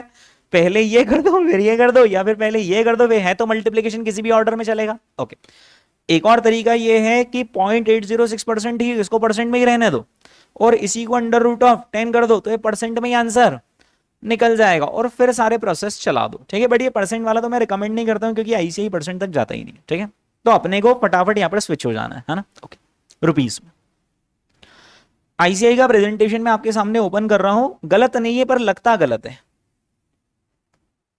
देखो, उन्होंने क्या बोला है कि standard division of daily change in investment is कितना, 2 lakh. The variance of the portfolios daily change is.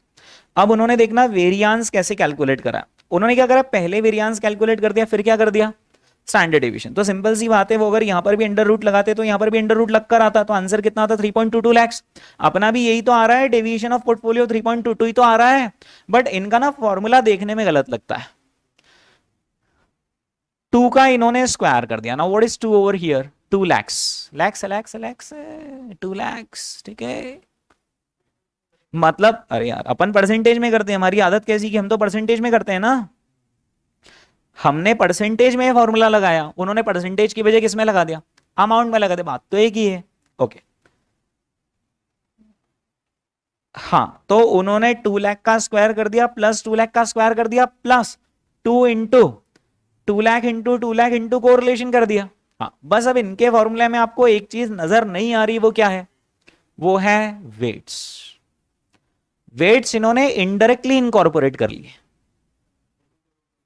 Basically उन्होंने क्या करा, 4 करोड़ का 0.58 का 1% डिवीजन लिया, तो वो 2 ही है ना सीधे, और यहां पे इनडायरेक्टली वो वेट्स इनकॉर्पोरेट हो गए हैं। अब ये दिखने में थोड़ा सा हमारे उस कॉन्सेप्ट से अलग जाता है वही चीज। Is that clear? ठीक है, ओके। तो मैं काम करूं, यहां पर और करके लिखवा दूं, जैसा अभी अपन ने करा वैसा, है ना। आई वुड से कि आप इस तरीके से मत जाना, पूछो क्यों, क्योंकि कभी आप करने गए और आप कंफ्यूज हो गए तो दिक्कत, अपन तो अपना पेटेंटेड तरीके से चलो ना, क्योंकि ये तो हर दूसरे क्वेश्चन में बदल जाएंगे। ठीक है, चलो, तो आप यहां पर इसी को ऐसे भी कर सकते हो जैसा हमने यहां पर लिखा है ना वैसा। ठीक है,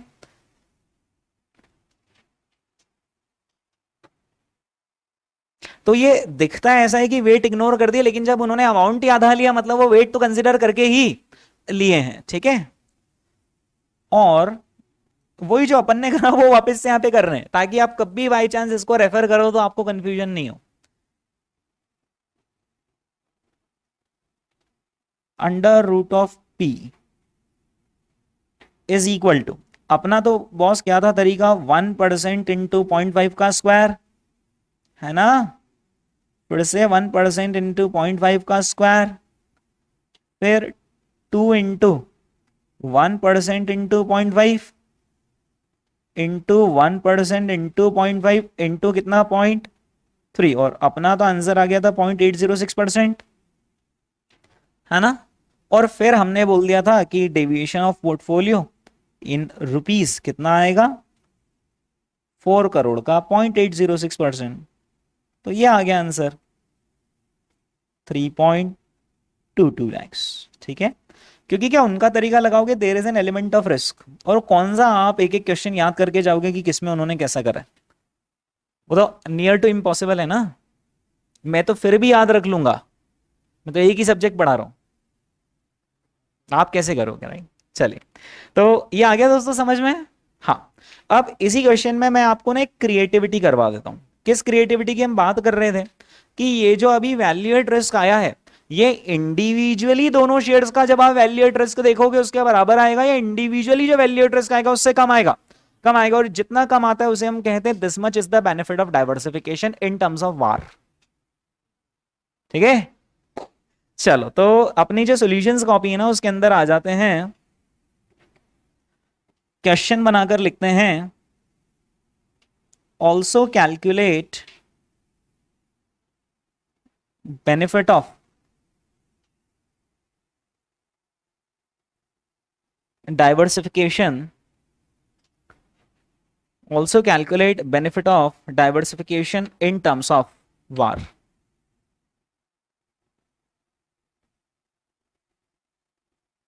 ओके, अब बेनिफिट ऑफ डाइवर्सिफिकेशन का सिंपल सा रूल होगा,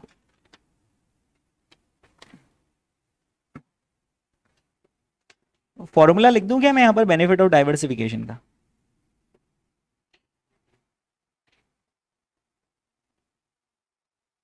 benefit of diversification is equal to VaR of portfolio, हाँ, माइनस क्या, individual VaR, minus VaR of ABC और एक्सवाईजी, यही है ना दो companies, minus VaR ABC plus VaR XYZ, है ना, ये सब इंडिविजुअल वार आ गई है। वही है यार कि अगर कोई आपसे पूछ ले how much is the benefit in terms of risk reduction, तो आप क्या बोलोगे, दोनों की जो इंडिविजुअली रिस्क है उससे उसके वेटेड एवरेज से कम आ जाती है ना रिस्क ऑफ द पोर्टफोलियो, यही बेनिफिट है। तो वैसे ही अब हम बेनिफिट निकाल रहे हैं इन टर्म्स ऑफ वार। तो यहां पर अरे यार मेहनत करनी पड़ेगी, वार निकालना पड़ेगा, एक एक शेयर का निकालना पड़ेगा, आराम से निकल जाएगा। अच्छा एक बात बताओ, जो वार एबीसी का आएगा वही वार एक्सवाईजी का आएगा, यस और नो? यस, क्योंकि दोनों का डिवीजन ही सेम है, हमारा अमाउंट भी सेम है। ये हो गया दोस्तों क्वेश्चन। सो अब हम यहां पर कर रहे हैं calculation of war ABC and war XYZ. तो कैसे करेंगे? जेड तो मालूम है, सभी मालूम है, मतलब बस जो डेविएशन अभी परसेंटेज में उसको रुपीज में कर देते हैं, है ना। तो हम यहां पर डेविएशन कैलकुलेट कर लेते हैं, डेली डेविएशन निकलेगा ना पहले तो, क्योंकि वो डेली डेविएशन ही दे रखा है इन रुपीस। तो हमने 2 करोड़ रुपीस लगा रखे और उसका कितना परसेंट, 1% ना, यानी 2 लाख रुपीस आ जाएगा एक शेयर का डिवीजन, ठीक है। एक शेयर का एक दिन का डिवीजन आ गया कितना, 2 लाख रुपीस। अब अपन इसको क्या 10 दिन में कन्वर्ट कर दें और फिर 10 दिन का वार निकाल लें, ठीक है। तो फिर डेविएशन ऑफ 10 डेज हो जाएगा ₹2 लाख इंटू कितना, √10, ठीक है। ये बोनस पॉइंट करवा रहा हूं कि स्टडी मटेरियल में मिलेगा नहीं, बट मेरी आपकी एक बार बात हुई थी दोस्तों शुरू शुरू में कि हम थोड़े से फ्यूचरिस्टिक भी हो जाएंगे, ताकि ये लोग कभी हम पर कुछ एक्सपेरिमेंट करने वाले हों। कितना आ रहा है ये, 632,456, ओके, 6,32,455 आ गया 10 डेज का डिवीजन, है ना। अब क्या कैलकुलेट कर लेंगे, वार कैलकुलेट कर लेंगे। ये 10 डेज वार कैलकुलेट होगा ना, 10 डेज वार के लिए क्या करेंगे, z इंटू डिवीजन कर देंगे ना। तो z कितना है, 2.33 इंटू कितना, 6,32,000, हाँ, कितने रुपीस आ रहा है ये, 1475, 1473,620 आ गया, है ना। अच्छा ये जो आया है ये दोनों का मिलाकर आया या ईच शेयर का आया है, ईच शेयर, इसको सिंपल मल्टीप्लाई बाय 2 कर दें, ठीक है। तो एक काम करो ना, मल्टीप्लाई बाय 2 क्या करना, आप सीधे ही वो फॉर्मूला ही लगाते हैं ना, ये वार एबीसी का है और यही वार इसका भी है, और देख लेंगे कि पोर्टफोलियो, अरे यार एक मिनट, वो मैंने ना गलती से फॉर्मूला उल्टा लिख दिया, वो टोटल हाई आएगा और ये कम आएगा ना, तो अब आप चेंज कर लो ना यार उसको, वो वैसा होगा, ठीक है। मतलब बेसिकली आप इसको ऐसा भी कर सकते हो, अगर आपको चेंज नहीं करना है तो यहाँ पर वर्सेस लिख सकते हैं, because we are going to compare, और जो आएगा वो बेनिफिट ही आएगा डाइवर्सिफिकेशन का, कभी भी डाइवर्सिफिकेशन से लॉस नहीं होता है, तो पता है ना, ठीक है। तो अगर नहीं चेंज करना था वर्सेस वर्ड लिख सकते हो, ठीक है, और चेंज कर सकते हो तो बहुत ही बढ़िया, जैसे मैं तो कर सकता हूँ।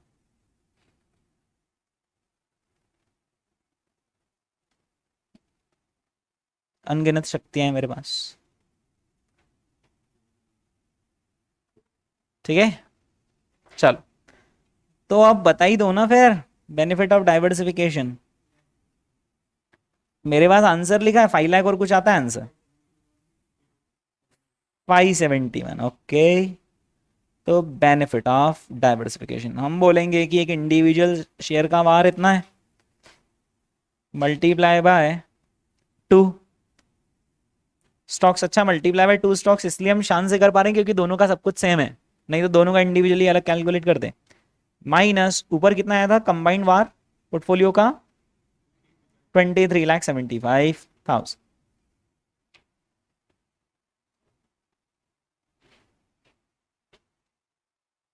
बेनिफिट ऑफ 5 लाख और कुछ बता रहे थे, तो मैं 5.71 लिख रहा हूँ, 5.72 भी लिख सकते हो, 5.72 लिखूंगा ज्यादा सही रहेगा ना। 5.72 lakhs is the benefit of diversification in terms of value at risk का हमारा रिडक्शन हो गया, ठीक है, हमारी वैल्यू एट रिस्क कम हो गई है। Is that clear? Okay.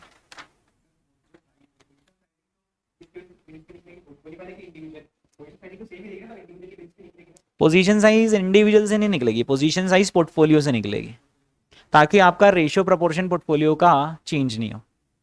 Okay दोस्तों, ये तो हमने यहाँ पर कॉन्सेप्ट पढ़ लिया है। अब एक और कॉन्सेप्ट है जो कि मैं आपको सिखा सकता हूँ, हालांकि वो ना अभी तक यूज में तो नहीं आया एग्जाम में, लेकिन आने के चांसेस है। जैसे कि कैसा है, यहां पर मैंने अभी आपको ये तो सिखा ही दिया था कि अगर आपको एक टाइम फ्रेम की वार दी जाए, एक टाइम फ्रेम की वार दी जाए तो उसको दूसरे टाइम फ्रेम में कैसे लाना, या एक टाइम फ्रेम का डिवीजन दिया जाए तो दूसरे टाइम फ्रेम के डिवीजन में कैसे लाना, ये तो मैंने सिखा दिया, राइट। एक और यहां पर संयोग बनता है और वो ये है कि ये लोग हमें ना 1% वार कैलकुलेट करके दे दे, 1% डेली वार कैलकुलेट करके दे दे। 1% डेली वार का जरा मीनिंग बताओ क्या होता है? मतलब 99% कॉन्फिडेंस है कि एक दिन में इससे ज्यादा नुकसान नहीं होगा। और अभी हमसे पूछ ले कि फिर बताओ 5% डेली वार कितनी है ना, ये हमसे क्या बोलेंगे कि बताओ कि 5% डेली वार आखिर कितनी है। मतलब देखा जाए तो अब ये टाइम फ्रेम चेंज कर रहे हैं नहीं, ये कॉन्फिडेंस लेवल चेंज कर रहे हैं। तो अब हमें क्या सीखना है कि कॉन्फिडेंस लेवल आखिर कैसे चेंज करना है ना। Very good, right.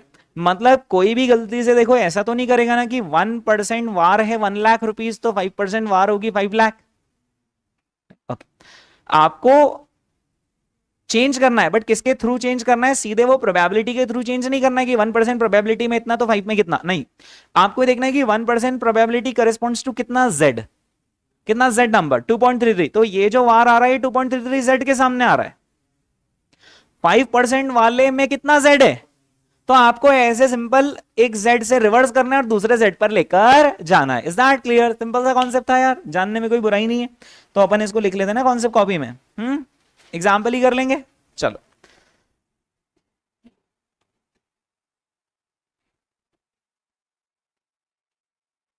ओके, तो अब हम यहां पर लिख रहे हैं how to change.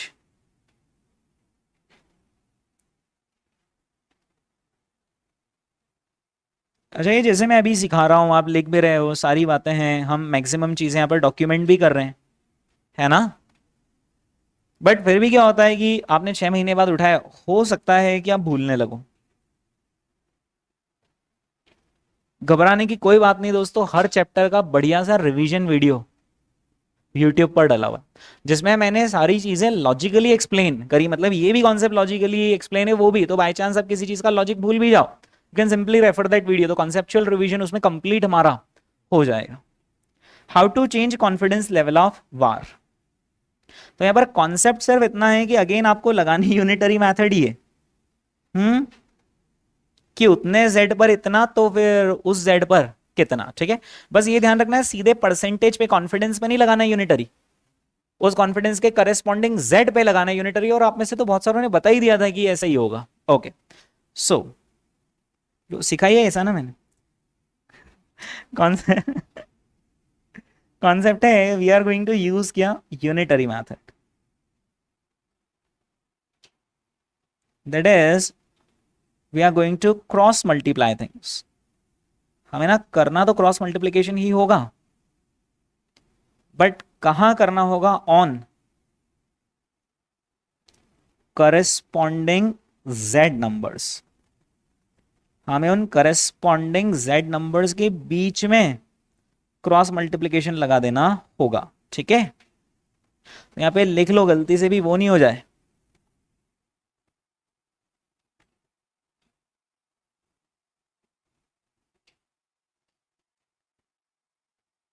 Don't make the mistake of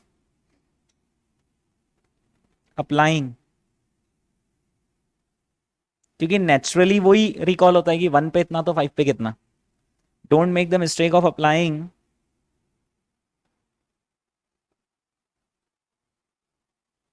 cross multiplication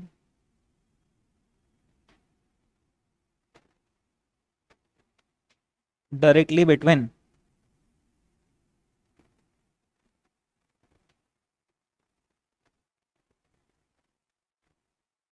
war probability percent.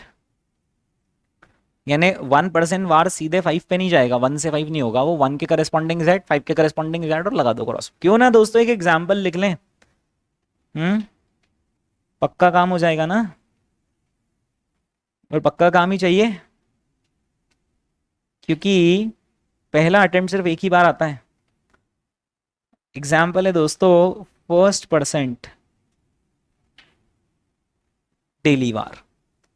Suppose करें आपको फर्स्ट 1% डेली वार कितना दे रखा है, $30,000 दे रखा है, और आपको अब क्या बोल दिया गया है, कैलकुलेट करो 5% का डेली वार। अच्छा मैं चाहता था यहां पर मतलब धीरे से 5% डेली वार की जगह क्या लिख देता, वीकली, तो आपको 2 कन्वर्टर लगाने पड़ते, ठीक है, अभी एक ही करते हैं। तो अब कैसे करेंगे बताओ, डिवाइड बाई 2.33 कर देंगे और मल्टीप्लाई बाय 1.65, ठीक है। चलिए तो अपन यहां पर लिख देते हैं एट, पहले डिफाइन कर देते हैं, at 1% daily VaR z score is 2.33 and at 5% daily var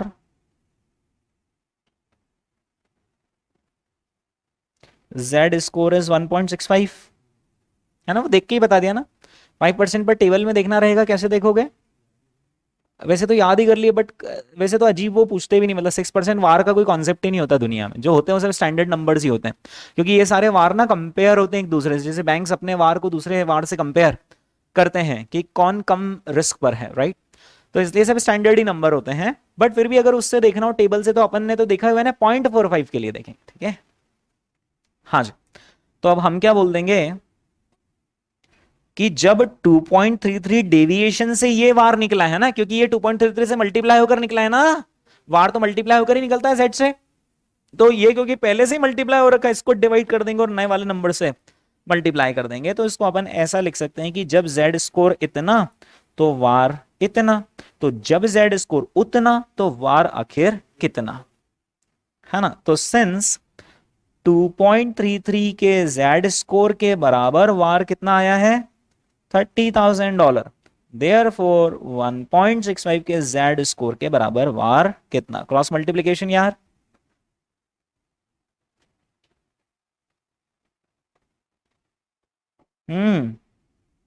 answer कितना 21,245।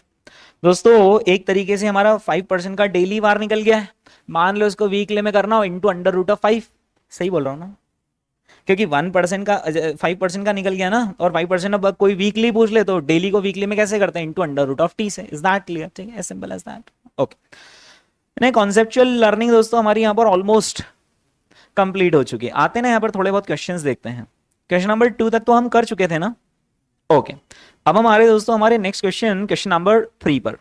क्वेश्चन नंबर 3 एग्जाम का क्वेश्चन है, एक्चुअली यहाँ पर अटेम्प्ट नहीं छपा हुआ है, न जाने क्यों, आपकी किताबों में छपा है ना, है ना, ओके, मतलब latest he, one of the latest attempt था, नवंबर 20, अच्छा पुराना हो गया, ओके। अच्छा क्वेश्चन है, इसको थोड़ा पढ़ना, दिमाग लगाना आपसे हो तो जाएगा ये। ऑन ट्यूसडे मॉर्निंग, 2 दिन बात करें, on Tuesday morning before opening of the capital market, capital market यानी क्या, शेयर मार्केट होता है एक तरीके से, है ना। दो तरह के मार्केट्स होते हैं, एक होते हैं मनी मार्केट और एक होते हैं capital market. Money market of for trading of short term securities, and capital market मतलब वो सिक्योरिटीज जिनकी मेच्योरिटी 1 ईयर से ज्यादा है, वो सब फिर कैपिटल मार्केट सिक्योरिटीज कहलाती है, ठीक है। On Tuesday morning before opening of the capital market, an investor while going through his bank statement has observed that an amount of rupees 7 lakh is lying in his bank account। गजब दोस्तों, सुबह सुबह इसने देखा यार अपने bank में कितने रुपए रखे हुए यार, 7 लाख रुपए रखे हुए। This amount is available for use from Tuesday till Friday, यानी आज तो ट्यूसडे की मॉर्निंग हुई, आज दिन से ये मीटर पे चढ़ा सकता है ना पैसा, मतलब ट्यूसडे, वेंसडे, थर्सडे और फ्राइडे, यानी 4 डेज के लिए बंदे के पास कितने लाख रुपए रखे हुए यार, 7 लाख रुपए क्या नहीं कर सकता। The bank requires a minimum balance of कितना, 1000 रुपया छोड़ भी देंगे तो भी कितने रुपए यूजेबल है, 6,99,000 का तो हम कुछ कर सकते हैं ना। The investor desires to make a maximum possible investment where value at risk should not exceed the balance lying in his bank account. गजब दोस्तों, घुमा कर दिया है इन्होंने, बोला है कि एक इन्वेस्टर हद से हद जितना इन्वेस्टमेंट कर सकता है, पर वो वैल्यू एट रिस्क किससे ज्यादा नहीं लेना चाहता है जितना उसके बैंक में बैलेंस रखा हुआ। दोस्तों उसके बैंक में यूं तो कितना बैलेंस रखा हुआ है, 7 लाख, लेकिन उसमें से 1000 मिनिमम है, यानी वो 6,99,000 पर रिस्क ले सकता है। वो इन्वेस्ट अगर 699 ही करेगा, 6,99,000 ही इन्वेस्ट करेगा, तो उसका वार 6,99,000 आ जाएगा, कम आएगा, कम आएगा। बंदा पता है उतना इन्वेस्टमेंट कर, उतनी लंबी पोजीशन साइज लेना चाहता है कि उसका वार कितना आ जाए, 6,99,000 आ जाए। मतलब वो बेसिकली वो देख रहा है कि जो मेरा बैंक का बैलेंस है, क्यों ना मैं उस पर इतना सट्टा खेल लूं। आर या पार, is that clear? The investor desires to make a maximum possible investment where VAR should not exceed the balance lying in his bank account. The standard, यानी एक तरीके से ये जो क्वेश्चन पूछा थोड़ा घुमा के पूछा है। वार हमें कैलकुलेट करनी है, वार इन्होंने दे दी है, वार दे दी और अब हमें बताना है हम कितनी पोजीशन साइज ले सकते हैं उसके लिए, right. The standard deviation of market price of the security is 1.5% per day। जो deviation दे रखा है ना सिक्योरिटी का, वो कितना परसेंट दे रखा है, 1.5% दे रखा है। The required confidence level is कितना परसेंट, 99%, मतलब 1% वार का कॉन्सेप्ट है। और ये इन्होंने आपको नीचे कुछ तो भी टेबल ये छापकर दे रखी है, देखो ना जरा। Z इन्होंने 2.2, 2.3, 2.4 और उधर तक का दे रखा है। You are required to determine the maximum possible investment, मतलब हमने ये निकालना है कि बंदा हद से हद कितना इन्वेस्ट कर सकता है। काश काश काश ये हमें ऐसा दे देते कि बंदा आप 25 लाख की पोजीशन लेना चाहता है, बताओ उसका वार कितना। काश 25 लाख की पोजीशन लेना चाहता है, बताओ उसका वार कितना। और ये पूछ लेते कि बताओ उतना वार वो मैनेज कर सकता है नहीं, मतलब उसका बैंक अकाउंट में बैलेंस है नहीं, उतना मार्जिन वार्जिन है नहीं। हम बोलते थे देख लो अभी कैलकुलेट कर देते हैं। हाँ, तो आप पहले सीधा सोचो, फिर एग्जाम में उसको उल्टा कर देना, है ना। तो सपोज करो कि मैंने आपको एक नंबर दे दिया, एक डमी नंबर दे दिया कि हम तो भाई 25 लाख रुपीज का ना कुछ तो भी इन्वेस्टमेंट करना चाह रहे हैं, और देखते हैं आखिर 25 लाख का अगर हम इन्वेस्टमेंट करेंगे तो उस पर वार आखिर कितना, और देख लेंगे कि क्या ये जो वार है ये अपने बैंक में जो बैलेंस रखा हुआ है मतलब उतना हम मैनेज कर पाएंगे या नहीं, है ना। तो हम कैसे कैलकुलेट करते हैं 25 लाख पर, पहले बताओ। 1.5% आ रहा है और हमें कितना कॉन्फिडेंस चाहिए, 99%। 99% कॉन्फिडेंस चाहिए बंदे को, यानी वो अब एग्जाम में क्या 0.99 ढूंढेगा ना। 0.99 आपकी नजरें ढूंढ पा रही है क्या? यस, ये रहा दोस्तों 0.99 यहां पर, यानी कितना आ जाएगा 2.33 आ जाएगा। ओके, तो z की वैल्यू कितनी आ गई, 2.33। अच्छा, ये 2.33 जो है ये किस पर मल्टीप्लाई होगा, 1.5% पर। ये 1.5 कैसा है, परसेंटेज में, है ना। हम इसको किस में कन्वर्ट कर सकते हैं, इनटू अमाउंट। अब देखना स्टेप सुनना है, करना नहीं। अपन 25 लाख ले लेंगे और इनटू 1.5% कर देंगे। ये क्या आ जाएगा, हमारा डिवीजन आ जाएगा इन रुपीस, और ये जो डिवीजन इन रुपीज आ रहा है इसको इनटू 2.33 कर लेंगे। तो ये एक तरीके से सीधे ही क्या आ जाएगा, वैल्यू एट रिस्क। और देख लेंगे कि क्या ये जो वैल्यू एट रिस्क है वो 6,99,000 के अंदर अंदर है। हाँ, तो वो हाँ, तो एग्जाम में एक तो ये बात आपको ध्यान रखनी थी कि ये जो स्टैंडर्ड डिवीजन दे रखा है कैसा दे रखा है, पर डे।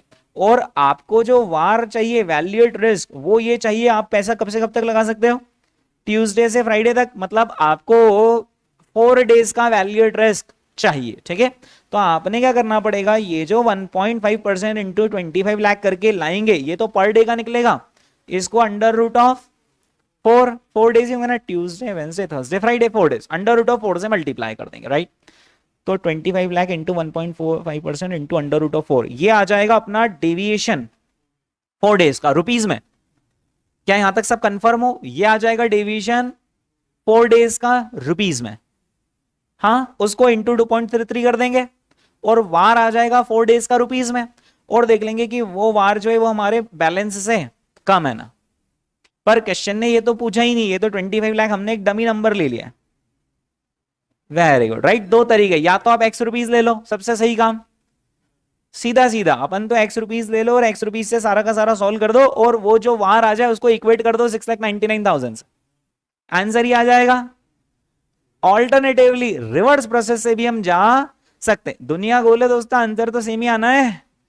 हाँ, तो यहां पर अपन दोनों तरीके से कर लेते ना, अपना क्या जा रहा है। चलो पहले हमने क्या मान लिया, late the maximum possible investment भी एक्स रुपीज का हमने इन्वेस्टमेंट कर दिया। अब इस एक्स रुपीज के इन्वेस्टमेंट पर हमें डेविएशन लगाना है दोस्तों। डेविएशन ये एक दिन का है यार, हमें इसे किसमें कन्वर्ट करना है, इंटू 4 डेज का डेविएशन। कैसे कन्वर्ट करते हैं आज की तारीख में, बच्चा जानता है, 1.5% इंटू के अंडर रूट ऑफ 4, बोल दो आज जल्दी से बोल दो, 3%, ठीक है। पर हमें डेविएशन परसेंटेज में लगता है, रुपीज में लगता है, तो वो तो जैसे ही एक्स इंटू 3% करेंगे तो आपको अपने आप वो रुपीज में आ जाएगा ना, कि इतने रुपए की पोजीशन इंटू 3% डेविएशन। यस, ये जो भी अभी आएगा वो आपके डेविएशन की वैल्यू होगी एक डेविएशन पर।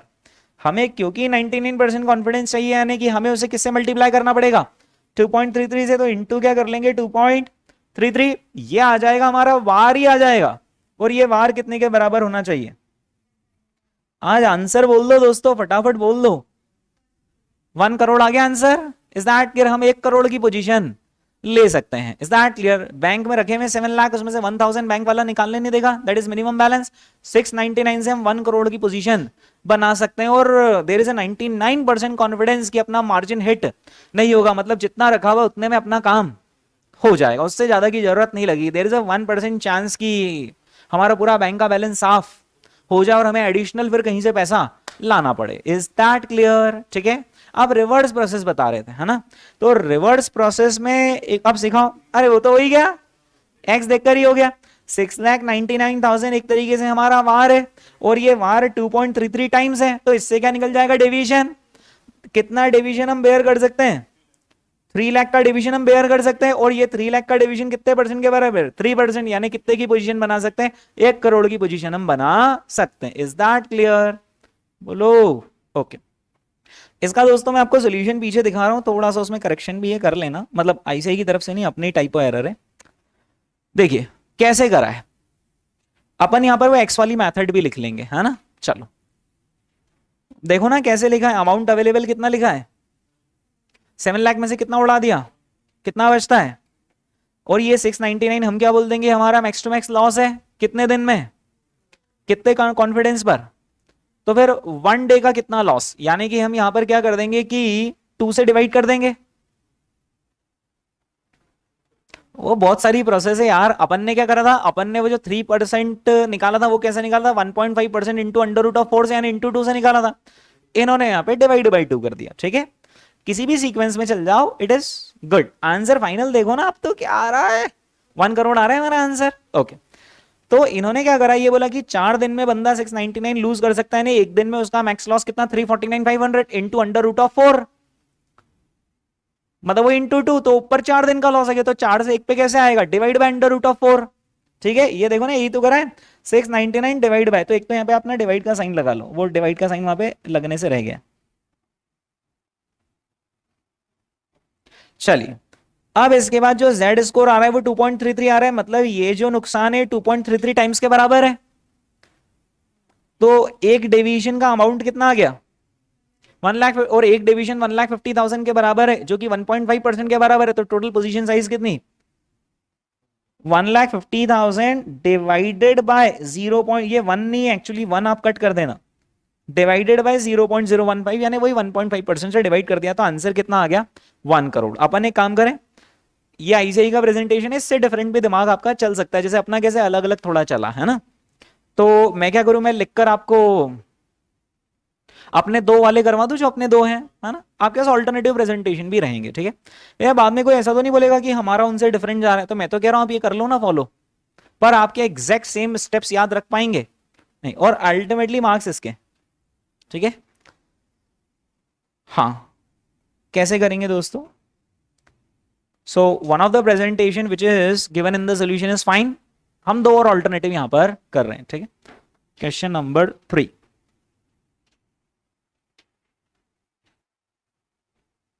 one of the alternative solution given in solution section is fine, two more alternatives.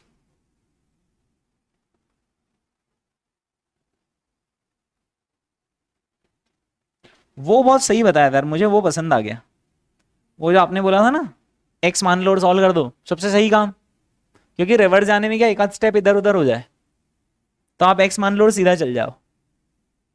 हाँ बताइए दोस्तों, वो ऑल्टरनेटिव 1 क्या था वैसे, अब मैं तो भूल गया। अमाउंट है ना, let the maximum investment amount be x.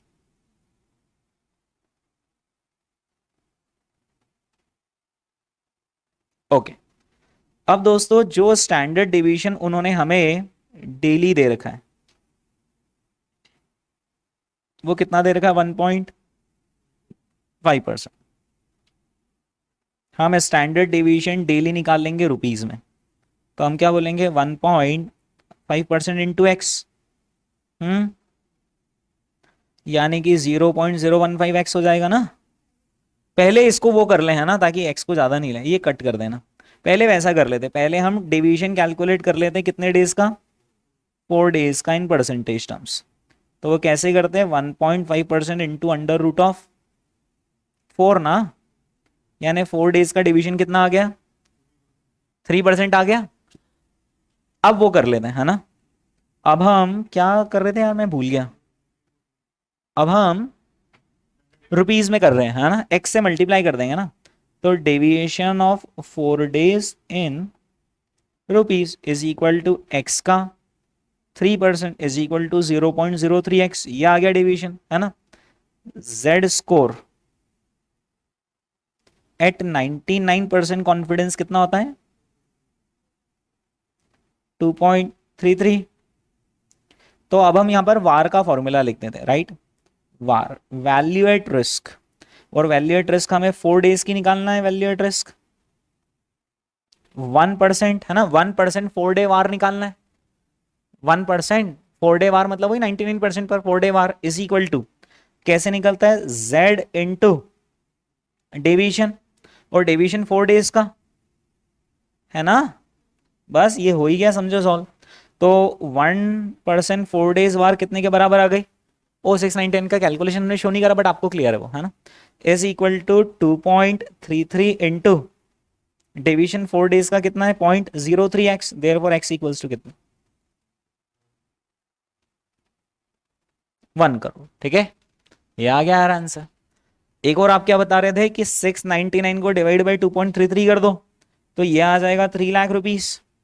3 lakh rupees आता है डिवीजन 4 दिन का, तो इसको एक दिन पर ले आओ, डायरेक्ट 3% से डिवाइड कर दो। नहीं वो तो आपको आंसर पता है इसलिए बोल रहे तो हाँ ठीक है, कैसे भी कर लो, अल्टीमेटली मैथ लगाकर हमें 1 करोड़ तक पहुंचना है। तो अब ऑल्टरनेटिव 2 मुझे बताइए कि ऑल्टरनेटिव 2 हम क्या कर रहे हैं यहां पर?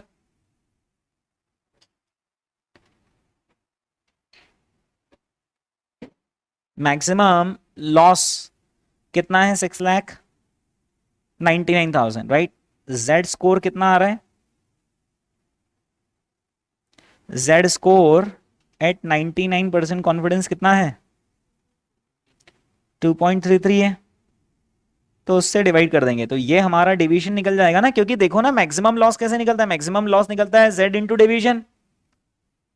तो अब हम डिवीजन कैसे निकाल लेंगे? Maximum loss divided by Z, तो ये निकल जाएगा डिवीजन। अब ये जो डिवीजन निकलेगा ये कितने डेज का निकलेगा?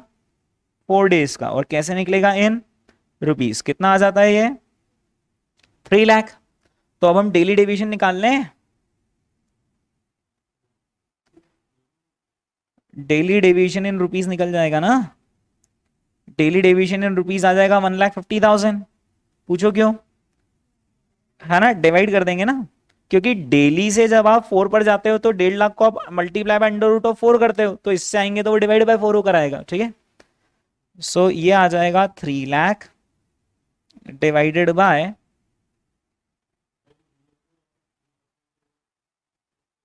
हाँ हाँ वैसा भी कर सकते हो, 3 लाख डिवाइड बाय 3% भी एक अच्छा है, बढ़िया है, मतलब कोई दिक्कत नहीं। दैट इज √ऑफ, क्या आंसर पता लगने के बाद कई रास्ते पता चलते हैं। √4। तो ये आ जाएगा हमारा 4 दिन का डिवीजन को 1 दिन के डिवीजन में कन्वर्ट कर दिया, और 1 दिन का डिवीजन 1.5% है, और 1.5 लाख रुपए तक का हम डिवीजन बेयर कर सकते हैं, मतलब 1 करोड़ की पोजीशन बना सकते हैं, ठीक है।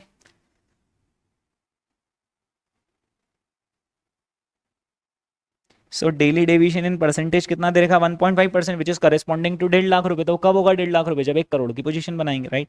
यहाँ पर आ जाएगा मैक्सिमम पॉसिबल इन्वेस्टमेंट 1 करोड़। कैसा भी कर लो दोस्तों, अपने को तो 1 करोड़ रुपए चाहिए बस। 1 करोड़ रुपए होना, अब कैसे भी होना। तो ये हो गया दोस्तों हमारा यहाँ पर क्वेश्चन नंबर 3। अब इसके बाद अगेन एक और कॉन्सेप्ट है, अरे 1 मिनट यार, समझो हो गया, यूं कर लोगे आप इस क्वेश्चन को, यूं एक बार पढ़ के देखते हैं। A small investor has invested कितने रुपए, 50,000 each in the stocks of alpha beta. दोस्तों अल्फा और बीटा में एक छोटा निवेशक था यार, उसने 50,000 रुपए अल्फा में लगा दी, 50,000 रुपए उसने बीटा में लगा दी।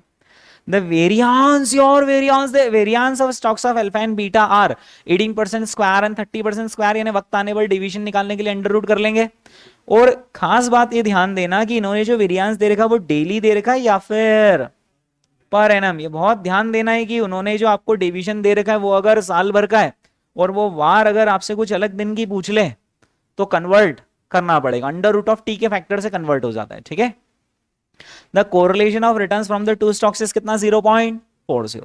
You are required to find variance of the portfolio. खुदा बाहर निकला जो है, ये तो अपने पोर्टफोलियो का क्वेश्चन निकला है यार। वेरियांस यूं कर देंगे, वेरियांस ऑफ पोर्टफोलियो।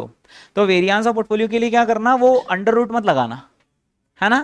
तो एक काम करो ना, कर ही दो ना, जब यहां तक आप आ गए हो तो यहां पर वेरियांस ऑफ पोर्टफोलियो कैसे कैलकुलेट करेंगे, इसका वेरियांस है 18 इंटू वेट कितना है, और वेट तो दिए ही नहीं है।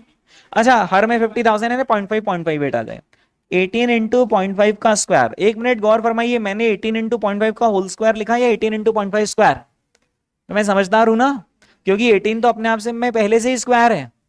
मतलब नॉर्मली हमारा फॉर्मूला क्या होता है, डिवीजन इंटू वेट का होल स्क्वायर होता है, but division in square into weight square भी तो हो सकता है, और यहाँ सीधे डिवीजन स्क्वायर ही दे रहेगा, तो हम सिर्फ किसको स्क्वायर करेंगे, वेट को, है ना। बेसिक है यार, सी फाइनल प्लस 30 इंटू 0.5 का square plus 2 into 18 into 0.5 into 30 into 0.5 into 0.4। कौन बोल रहा आंसर, सबसे पहले आंसर आता है दोस्तों 16 पॉइंट। हाँ यहां पर 18 और 30 नहीं आएंगे, यहां पर 18 और 30 का अंडर रूट आएगा, ठीक है। 16.90, देखिए दोस्तों 16.90 थोड़ी ना आंसर, चलेगा चलेगा, 16.90 भी आ रहा, चलेगा।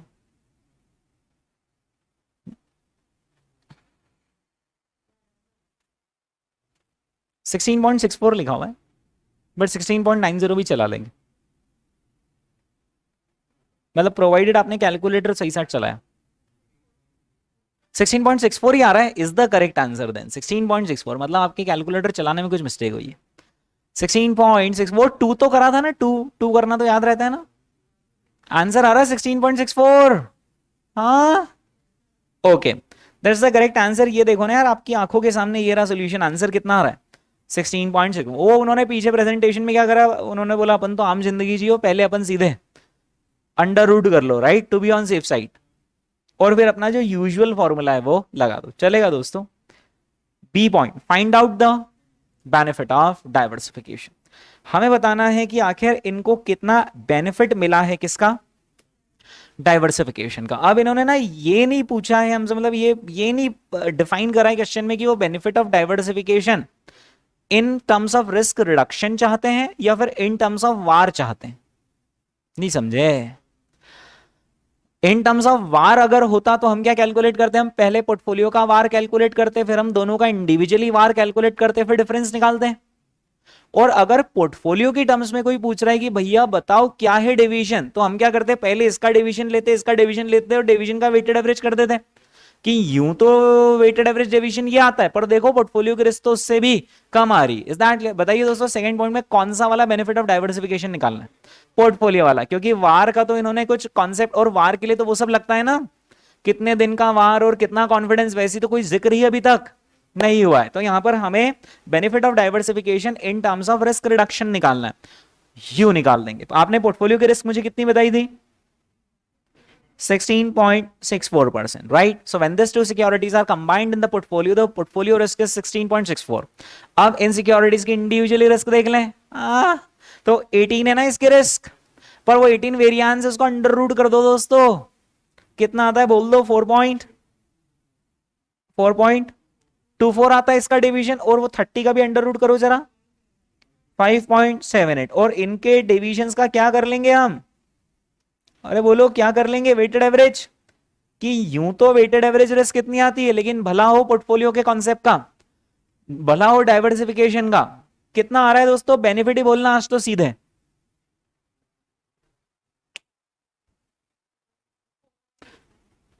मतलब 4.85 तो ये आ रहा है ना। एक मिनट, अरे ये इसको भी अंडर रूट करना पड़ेगा, ये भी वेरिएंस अंडर रूट कर दो, 4.08। आंसर बोलो 0.778, यानी 0.78% आता है बेनिफिट ऑफ डाइवर्सिफिकेशन। ये देखो ना दोस्तों सोल्यूशन, ये लिखकर तो नहीं करवाऊं ना यार, बहुत मतलब मुझे ऐसा लो फील होगा फिर। 16.64 का अंडर रूट निकाल लिया, ये आ गया स्टैंडर्ड डिवीजन ऑफ पोर्टफोलियो। फिर इसके बाद ये इंडिविजुअल सिक्योरिटीज के डिवीजन को वेटेड एवरेज कर दिया, और 4.08 को इसमें से माइनस कर लेंगे, बेनिफिट ऑफ डाइवर्सिफिकेशन कितना आ गया, 0.78%। Is that clear? Okay. Third point, find out the benefit of diversification if the correlation of return between the stocks is. काश ये +1 बोलते, मैं आंसर 0 बोलता, क्योंकि अगर +1 का कोरिलेशन है तो कोनो बेनिफिट ही नहीं होना है डाइवर्सिफिकेशन का। लेकिन चलो अब इन्होंने क्या बोल दिया, -1 कर नहीं रहे, आप बताओ कैसे करेंगे दोस्तों, शुरू से करना पड़ेगा पूरा। देखो वेटेड एवरेज जो, हाँ वेटेड एवरेज सब्ट्रैक्शन का शॉर्टकट लगा दो, ये हो गया यार काम है, बढ़िया यार, सब चीजें याद रहती है। मतलब यहां पर इसका अंडर रूट 18 का अंडर रूट कितना आया था, 4.224, और इसका 30 का अंडर रूट कितना आया था, 5.47। ठीक है, तो वेटेड एवरेज सब्ट्रैक्शन कर देंगे ना। अच्छा, वेटेड एवरेज सब्ट्रैक्शन करके अगर माइनस आंसर आए तो माइनस को मानना है, नहीं मानना है, नहीं मानना है, प्लस मान लेंगे। एब्सोल्यूट का कॉन्सेप्ट मैंने उस वक्त बताया था आपको। पोर्टफोलियो कितना रहा, 0.615% आती है रिस्क ऑफ पोर्टफोलियो ना। ओके, अब इसको किससे कंपेयर कर लेंगे, वेटेड एवरेज रिस्क।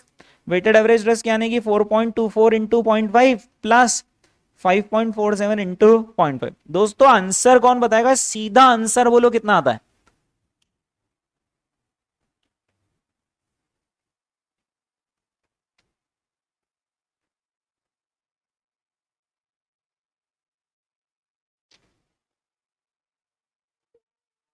फोर 4.85 तो ये आ रहा है ना, 4.24 आ रहा है final answer. Is that clear? ठीक है, 4.24 आ गया पीछे तक आंसर। ये देखो ना सोल्यूशन, वही if p is equal to -1, यानी ये वो वाला p है, कोरिलेशन का सिंबल होता है ना p, बिना हाथ उठाए इंसान p बना ले, उसको क्या बोलते हैं, कोरिलेशन का सिंबल। ओके, तो यहां पर ये निकाल लिया दोस्तों, 0.62 आ रहा है डिवीजन पोर्टफोलियो का, और उसको कंपेयर कर लिया हमने वेटेड एवरेज से 4.24। ठीक है, एक आखिरी और कर लेते दोस्तों, D point, calculate the value at risk of the portfolio. Portfolio का वार कैलकुलेट करना है, ध्यान रखना। ठीक है, पहली बात। दूसरी बात ये कि वार जितने समय का पूछे, मेक श्योर इन एग्जाम की उतने ही समय का आपके पास डेविएशन है, क्योंकि प्रोसेस आपको रोकेगी नहीं, आप कुछ भी मल्टीप्लाई कर दोगे कुछ भी आंसर दे देगी, तो ये आपको खुद से ध्यान रखना है। Calculate the value at risk of the portfolio for the correlation of कितना 0.4 यानी ओरिजिनल कोरिलेशन एट कितना कॉन्फिडेंस 95% कॉन्फिडेंस। एक साल में कितने दिन मानने 250 डेज। लेकिन इस इंफॉर्मेशन का कोई यूज नहीं है, बताओ क्यों? क्योंकि उन्होंने दिया ही हमें जब डेटा ही पर एनम है, तो अब हमें इससे कोई मतलब नहीं, हमारा तो वार भी सीधे निकलेगा ही पर एनम। और ये पर उन्होंने वो तो बोला ही नहीं कि वार कितने समय का कैलकुलेट करना है, तो हम एनुअल वार कैलकुलेट कर देंगे। Is that clear? ठीक है, ओके। बट फिर उन्होंने ये भी तो दे रखा है, assume there are 255 trading days in a year. तो to be on safe side पता है अपन क्या कर सकते हैं, एनुअल वार कैलकुलेट करने के बाद उसको डेली वार में कन्वर्ट, मतलब अदरवाइज उसका क्या यूज आएगा ना। हालांकि आंसर एनुअल वार ही आएगा। उन्होंने वार का टाइम फ्रेम दिया है क्या? हाँ नहीं दिया, तो पर उन्होंने डेविएशन कैसे दिए, तो वार भी कैसा निकलेगा पर एन। बट नीचे ब्रैकेट में ये लिखा है, तो अब इसका क्या इंटरप्रिटेशन निकालें कि शायद वो क्या चाह रहे होंगे, आई मीन डेली। तो अपन to be on safe side daily VaR भी कैलकुलेट कर देंगे, ठीक है। हालांकि वो डेली वार कैलकुलेट नहीं करा मैं आंसर में, बट आई वुड से कि यार मैं होता आपकी जगह तो मैं तो कर लेता, और करा हुआ एक्चुअली उसमें सोल्यूशन। अब बताओ यार ये कैसे करेंगे? तो आप मुझे ना सबसे पहले वो डेविएशन ऑफ पोर्टफोलियो बता दो, वो आपने कितना निकाला था? 4.08% आया था क्या डिवीजन ऑफ पोर्टफोलियो? 16 पॉइंट कुछ आया था, उसको अंडर रूट कर दिया था, ये आ गया डिवीजन ऑफ पोर्टफोलियो। ये जो डिवीजन ऑफ पोर्टफोलियो आया है ये कैसा है? एनुअल डिवीजन ऑफ पोर्टफोलियो आया है, ठीक है। इस एनुअल डिवीजन ऑफ पोर्टफोलियो अभी कौन से टर्म्स में है? परसेंटेज। इसी एनुअल डिवीजन को किस में ले आएंगे? अमाउंट में ले आएंगे ना। 1 लाख से मल्टीप्लाई करके यानी कितने रुपीज आ गए? 4080 रुपीज आ गया है ना। ओके, मतलब हमारा पोर्टफोलियो 4080 रुपए से डिविएट होगा एक डिवीजन में। बट क्वेश्चन हमसे कितना कॉन्फिडेंस चाह रहा है? 95% कॉन्फिडेंस, यानी 5% वार। तो क्या था यार उसके सामने? 1.65 था, चेक कर लिया आपने? 1.65। तो अब हम क्या करेंगे, यहां पर इसको इंटू 1.65 कर देंगे ना, क्योंकि फॉर्मूला वही होता है कि लॉस कितना होगा, z इंटू डिविजन। कितना आता है दोस्तों? 6732 रुपीज आता है हमारा वैल्यू एट रिस्क। कितना? 5% वार, यानी वही 95% कॉन्फिडेंस है ना। और ये एनुअल वार है, ये आ गई 5% एनुअल वार, राइट। अब क्योंकि उन्होंने वो इंफॉर्मेशन दे रखी ना, तो आपको क्लिक नहीं होना चाहिए कि यार अभी इसका कुछ तो कर ही लो, दिया है तो अब जब इंसान ने एनुअल वार निकाल लिए, तो इंसान क्या निकाल सकता है? Daily VaR. तो VaR for a T period is equal to daily VaR into क्या? Under root of T. तो इस बार डेली वार की जगह कुछ लिखेंगे या वार टी की जगह कुछ लिखेंगे? वार टी की जगह 6732 लिख देंगे, is equal to daily VaR into under root of कितना? आंसर दोस्तों बोल दो फटाफट। 425.77, 425 रुपए 77 पैसे का मैक्सिमम हमारा वैल्यू एट रिस्क है डेली बेसिस पर। Is that? ये देख लो ना सोल्यूशन आप, तो ये देखो क्या लिखा है, देख लो आप अच्छे से देख लो। प्रोसेस हल्की फुल्की डिफर करती है, ठीक है, क्योंकि वो एक ही जगह तक पहुंचने के मल्टीपल रास्ते हैं ना। देख लो आप आंसर 425.77। Is that clear? ठीक है, ओके दोस्तों, इसी के साथ ही हमने यहाँ पर रिस्क मैनेजमेंट का कॉन्सेप्ट कंप्लीट किया। रिस्क मैनेजमेंट बहुत सिंपल है, सिंपल वो आपको कॉन्फिडेंस के हिसाब से आपको उसका करेस्पॉन्डिंग z निकालना है, डिवीजन से मल्टीप्लाई करना है, आंसर आ जाता है। चलिए दोस्तों, ओके।